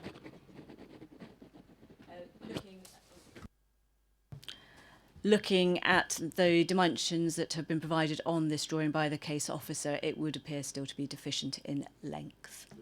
Yes, yeah. But assuming over the time, they've claimed they've left 3 cars in there, I'm assuming that they've been parked more closely to the house. I guess there's no need for it to be further away, is it? So comparing historically what's happened with what's going to happen in the future in terms of obstruction of parking into 1 and 2 may not necessarily be a true comparison. Would you consider that? No, unfortunately, we haven't got anything we can compare what's happened historically to what there is before us now. Councillor Frost, one more time, quickly. Thank you, Chair. So just to go back on the permitted development rights and the difference. Sorry, it's been a very long day. Okay. So in reality, okay, the only things, okay, or the only items that they would require planning permission for is the dormer window above the garage, okay, and the increased height of the roof line, okay. Then it would be the height of the porch, okay, but the porch itself could remain under permitted development rights, and then the height of the fence at the rear. Is that correct? Is that the okay? Any more questions, officers? Right, move on. Oh, Councillor Potter? Oh, debate, Councillor Potter. I think some pretty appalling things happen, don't they, under permitted development? I don't just mean here. I mean, we've got examples all through the town, I have to say. But nevertheless, I mean, having said all I've said, I mean, let's deal with this in a fairly principled way, I hope, on the application that's before us. And as far as I'm concerned, and I'm sorry to say this really, that in terms of the reasons for approval which are listed under 1, 2, 3, I couldn't disagree with them more, really. And it seems to me that, quite frankly, it fails the test on just about everything that's here. And I know this is subjective, but really, I'm appalled by this overdevelopment of this this dwelling house. I think both in scale and also appearance, it's outrageous for that small development, and I'm saddened by the fact that such an application should be made. I understand the need for families in houses like this to extend their usage and want to do reasonable extensions to properties for the changing needs of their family, but I don't think this fits under that heading at all, really. I think this is appalling by appearance, appalling by design, and I would like to see it refused, recognising, of course, the limitations that have been described to us in some details. But, no matter, this is what we consider tonight, and this is what I'd like to see refused. I take that as a proposal. Thank you. And do I have a seconder to that? Councillor Frost. And we're clear on the reasons. I'm not putting words in your mouth, but are we overturning reasons 1, 2, and 3?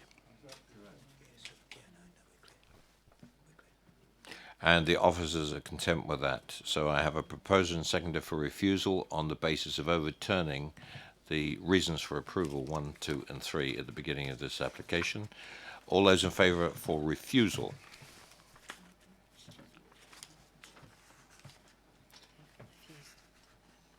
That application is refused on the basis that we just mentioned.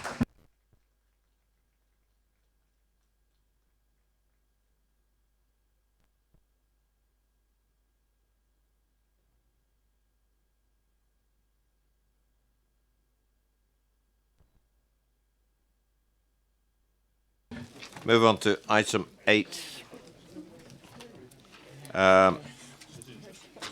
Mr. McGarrigle, and if I've got that wrong, I apologise.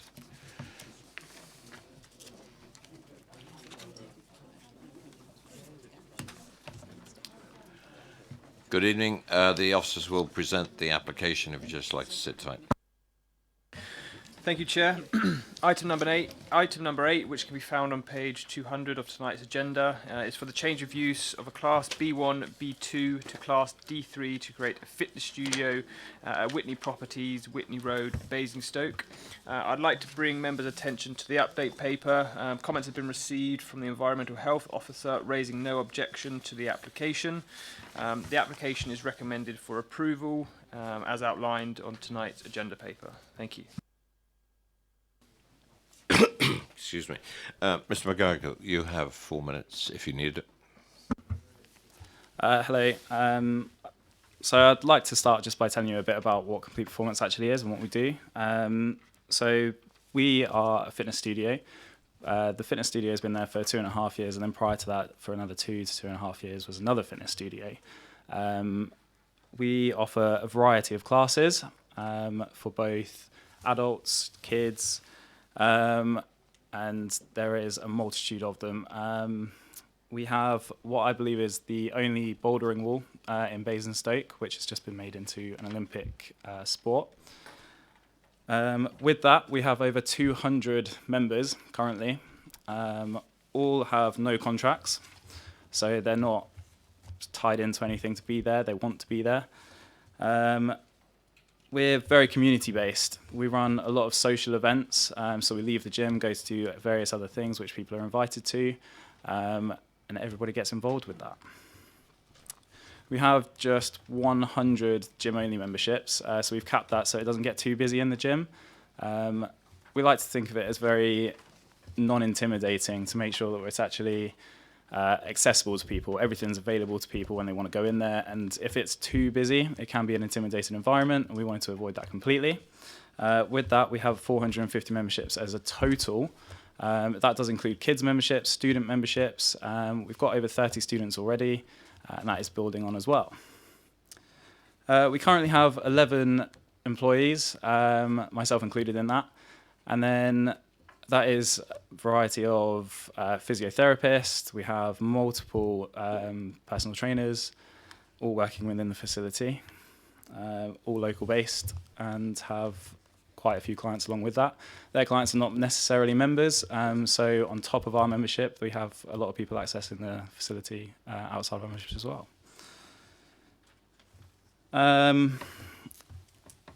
Currently, our parking, we have a parking space, as you can see right now.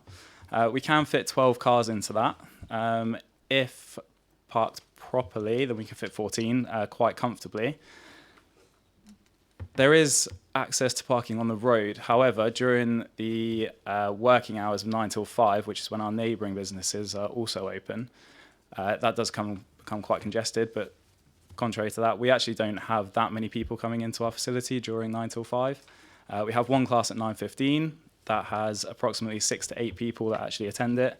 Some of those are partners, so they actually come in one car rather than two, so it doesn't get that busy during that time. Outside of those hours, our peak hours are 5:15 up until about 7. That is pretty much every evening, Monday to Friday. Fridays are less busy. You have 1 minute less left. busy. Thank you. So I don't think there's much more to say on the parking aspect. We are happy to regularise the parking provision to the satisfaction of the council, and we're happy to work with the officers to get that sorted. Thank you. Thank you very much. Members, any questions of the applicant? No. Thank you very much.